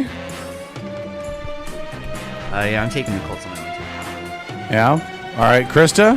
Bengals. All right. I got Cincinnati as well. Indianapolis still is not playing very well, although they did win today. Trojo, this is your shit stain game of the week. Atlanta, who... Oh, wait. Well, St. What? Paul, who did you say? For what? He said Indianapolis. Indy. Yep. Thank you.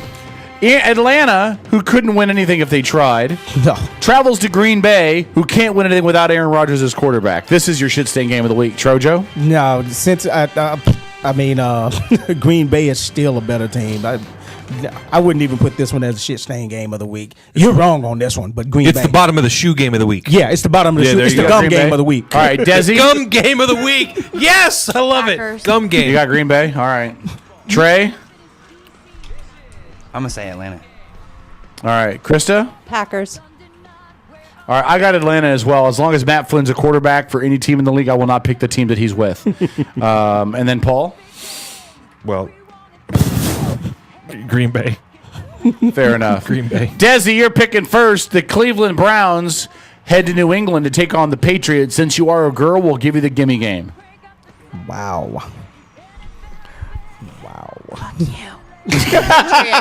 New England. All right, Trey? You can't say fuck you Trey, in New this England? part of the I can't say show. fuck you. New England hosting. Dude! It's not the fourth hour yet. We're going to say Patriots. All right. Krista? Patriots. All right, I got New England as well. Paul? Well, Spirit went with the Patriots, so You actually got to look guess at I this got to go too with the Patriots. I'm about to say you actually got to look at that one. Be nice. Patriots. Listen, I don't want to be accused of being racist because I went against the Browns. All right, this could be a shit stain game of the week then, since somebody else liked my other one. The Oakland Raiders travel to New York to take on the Jets. Jets. Paul's sex life. All right, Trey? What's the Jets' record now? The Jets, I can actually tell you that. A whole lot to not enough. Well, actually, the Jets aren't bad. Jets 5 and aren't 7. bad. The Raiders are 4 and 8. That's what I'm saying. How is this? I'm going to say Jets. It's going to be a completely great, mediocre game. By of the week. way, the Jets did bench. What's his name? Yeah, Geno Smith. Geno Smith, and they put in some nobody. Their third string dude. Yeah. So, who you got, Trey? I got the Jets. Okay, Krista? Jets. Yeah, I'm going with Oakland. When you don't know who your quarterback is, it doesn't matter. You're going to lose. Paul? Oakland. Who our quarterback was. Oakland Treasure? actually is developing a good quarterback out of Yeah. Penn, Yeah. and they got a good run game. And McFadden should be back any day now, which... No, it's Madden. There's no Mc. In it. McFadden. No, that's not Madden. The running back, McFadden out of Oh, Arkansas. him. Oh, okay. Yeah. I thought you were Trojo? talking about me. My Yeah, the Raiders. Raider Nation. Yep, taking the black quarterback. All right, Desi? Even though they had a Raiders. black quarterback. Fair enough. All right. Krista, you'll pick first. Detroit travels to Philadelphia to take on the Eagles. Two pretty hot teams. I'll give my favorite stat of the week. Nick Foles, quarterback for the Eagles. 19 touchdowns since he took over as a starting quarterback and no interceptions. Krista, you pick first.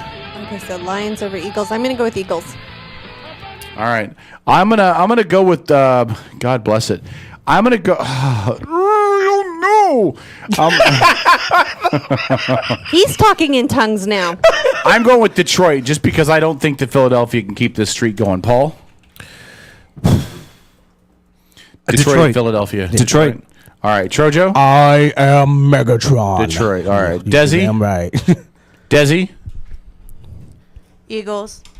and Trey. Definitely Eagles. All right, definitely you're going to lose. Definitely Eagles. All right, here we go. Back to me to pick first. Miami travels to Pittsburgh to take on the Steelers. Miami won today. Pittsburgh barely lost, but did lose on Thursday. The only thing that Pittsburgh has is they have a longer week to prepare Hold on a because they second. played on Thanksgiving. Did you turn the volume down on my computer really low? Is that what you did? That's weird. Okay. I have Pittsburgh. There you go. You're winning at home against Miami. Paul? That's a tough choice, actually. I think it's going to be a good game, and I'm gonna go with Pittsburgh at home. All right, Trojo? Yeah, I got to go with Pittsburgh at home. Desi? Steelers. Trey? It's them and Dolphins, right? Yeah, Pittsburgh hosting the Dolphins. Yeah, that's who Miami would be. Wallace makes his return to Pittsburgh, by the way, now a receiver for the Dolphins. Yeah, I'm just going to have to go with Dolphins. You got the Dolphins? And the biggest Krista? inconsequential pick. And Pittsburgh. All right. Paul, Buffalo. Could this be the shit-stain game of the week? Buffalo traveling to Tampa Bay to take on the Buccaneers. No, I'm going to go with Buffalo. In fact, C.J. Spiller is putting on a good show up there in Buffalo right now. Fair enough. Trojo? They're traveling to where? Tampa Bay to take on the Buccaneers. Buccaneers. Wow. Desi? Bills. Yep, you'll take Buffalo no matter what. Trey? We'll go with Tampa Bay. Krista? I'm going to go with Tampa. Yeah, I'm going with Tampa Bay as well. Yeah, Greg Schiano's got him playing a lot tougher lately. Here we go. Kansas City looking to get off the schneid. They won 9 games in a row to start the season. They've lost the last 3. They travel to Washington to take on a Redskins team that, frankly, couldn't beat themselves into an erection. Trojo? They got beat Mike Morningwood today. Yeah, and last week on Monday night against the Niners as well. They've looked really bad. Yeah, Trojo? they look bad, but yeah, we're going to go with Kansas City on that. Yeah, their offense looked really good against Denver today. They played well. Desi? Chiefs. Trey? Chiefs. He says Chiefs. Krista? Okay, so here's the deal. The Redskins haven't been to a Super Bowl since 1986. They have sucked consistently since 86, and I have been a die-hard Redskins fan. What? Huh? Is that all And spirit I am talking or going what? to... Pardon me? Is that all spirit talking, or you know those And stats? but Shh, as let her talk. It's the theme to Rudy. Go. As much as I am a die-hard Redskins fan, I will have to go against them. All right, Kansas City. I'll pick Kansas City because we share the same We'll initials. talk about that stat later on. Paul? They have not been to a Super Bowl since the Listen. 80s. Yes, I hate to break it to you, Doug Reds. Williams was their quarterback. I hate to break it to you, Redskins fans. And when I say break it to you, I mean it.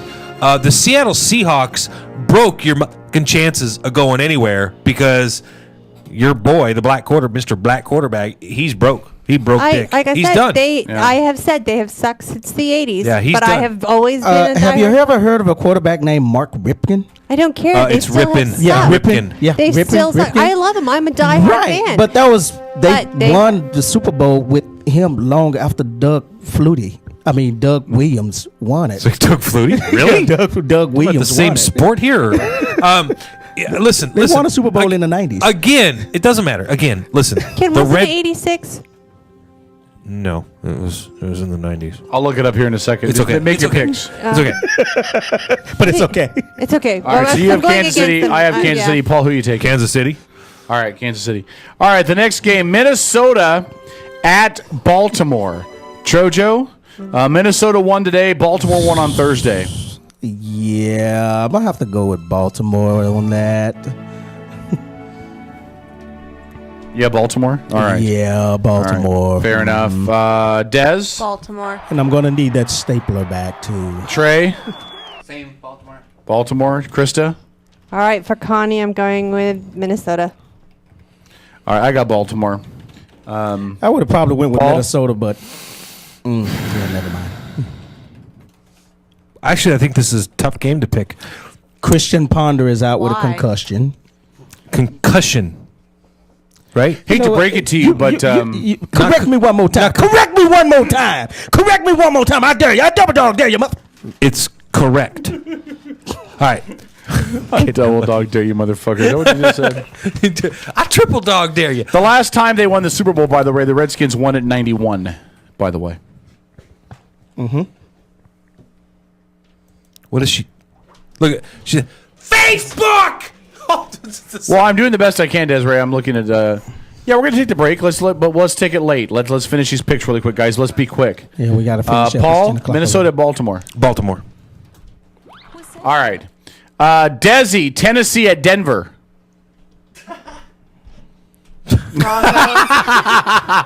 Who are you picking?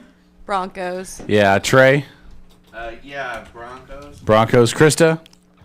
Broncos. Yeah, I agree. I think it's highly likely that Denver won't lose another game this year, at least not till the end of the season when they bench Peyton Manning and let him rest, and Brock Osweiler comes out and stinks up the place. Paul? Broncos. And Chojo? Broncos. Go with the black quarterback. All right. Trey, St. Louis travels to Arizona, the two bottom-feeding teams in the NFC West. I didn't even know who the Broncos were playing, actually. Tennessee. Yeah, Tennessee. Tennessee.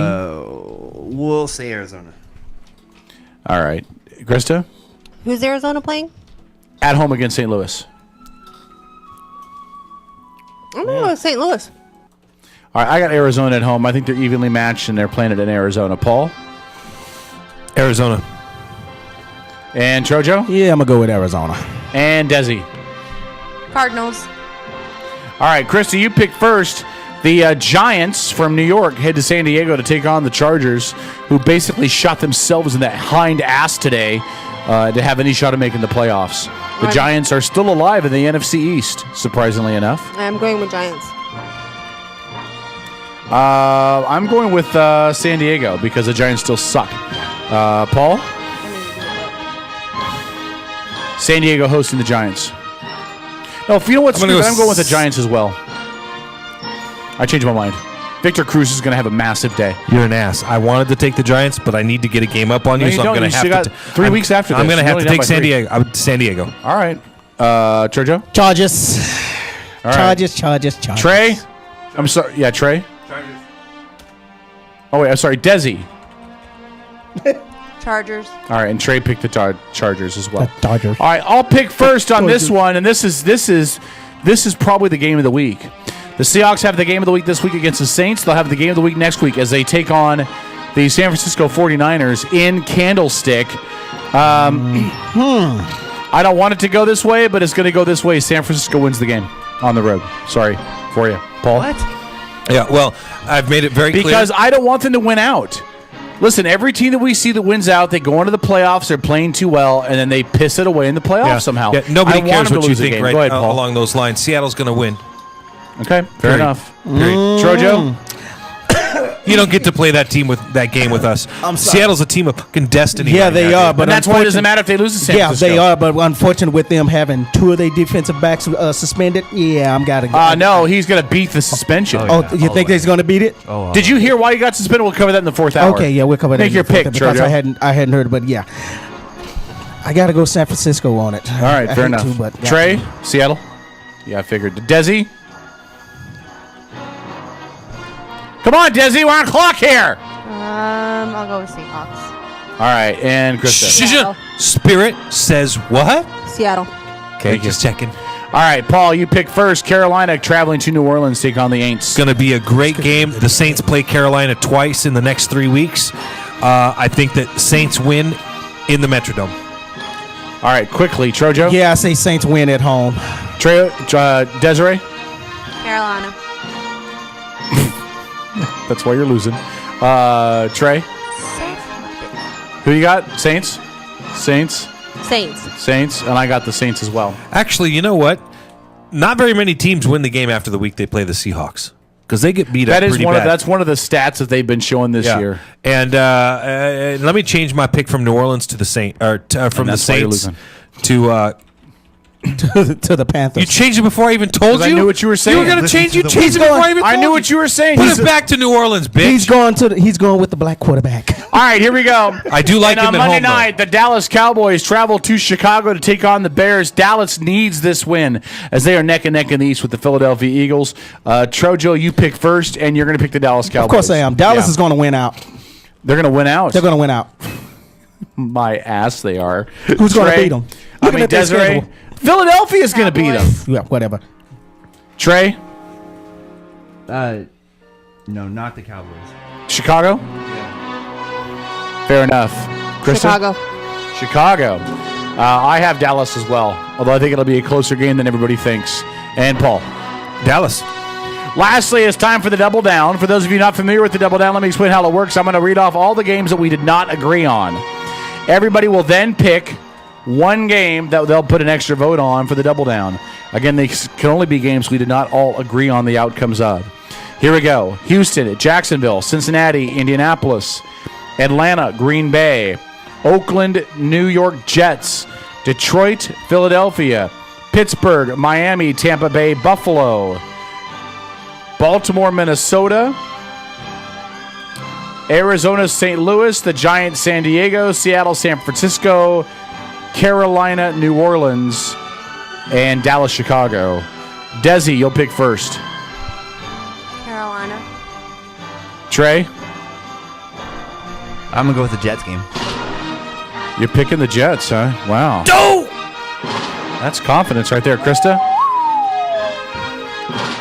What does Spirit tell you? What does Spirit tell you? What does Spirit tell Can you come back to me? I think about that for a second. Spirit. Yeah, I'll come back to you. I'm going with New Orleans. Paul? The freaking Seahawks, That's what I huh? figured. Tro, Dallas? You gotta ask. I'm going to go with the Cowboys on this one. I don't blame you. That's a good All right, choice. Krista? It's a good I'm going to go Seahawks. Seahawks as well. What do you got to say with that look on your face for? You could be a little bit more excited. You're like, oh, I gotta go with It this. really did look like you passed gas when you said it. Because I was thinking about it, and the Seahawks. Let's do a really. Seahawks have a really good. I'm rooting for them. Let's do an abbreviated break. We have to take a break no matter what. Let's do an abbreviated, like a 90-second break, just so that we can stop the. Now listen. And no make sure top you of the give hour a news. disclaimer. St. Paul has gone to a great deal of effort to prepare this intro for the last shot or the last call. Did you want to give the disclaimer before we go to break? Give the disclaimer. We're going to go to break. As soon as we come back, I want you to just signal me and say, play it. And I'm going to play this. And I hope that you guys thoroughly enjoy it because it was a lot of fun to make. It was all Desi's idea. And I got to give her credit where credit is due. You guys are going to absolutely love this. And so, yeah. All right. So the disclaimer, remember, the last call is an adult-oriented hour of the show. We talk about things that are not appropriate for all ages. The last call is its own show. It's its own show. It's not even really part of the Outlaw Radio Network. It just has the same people in it. It's like Gilligan's Island after they made it to the mainland. So viewer discretion is advised. Stick around. The last call is next on EdgeMediaSource.com.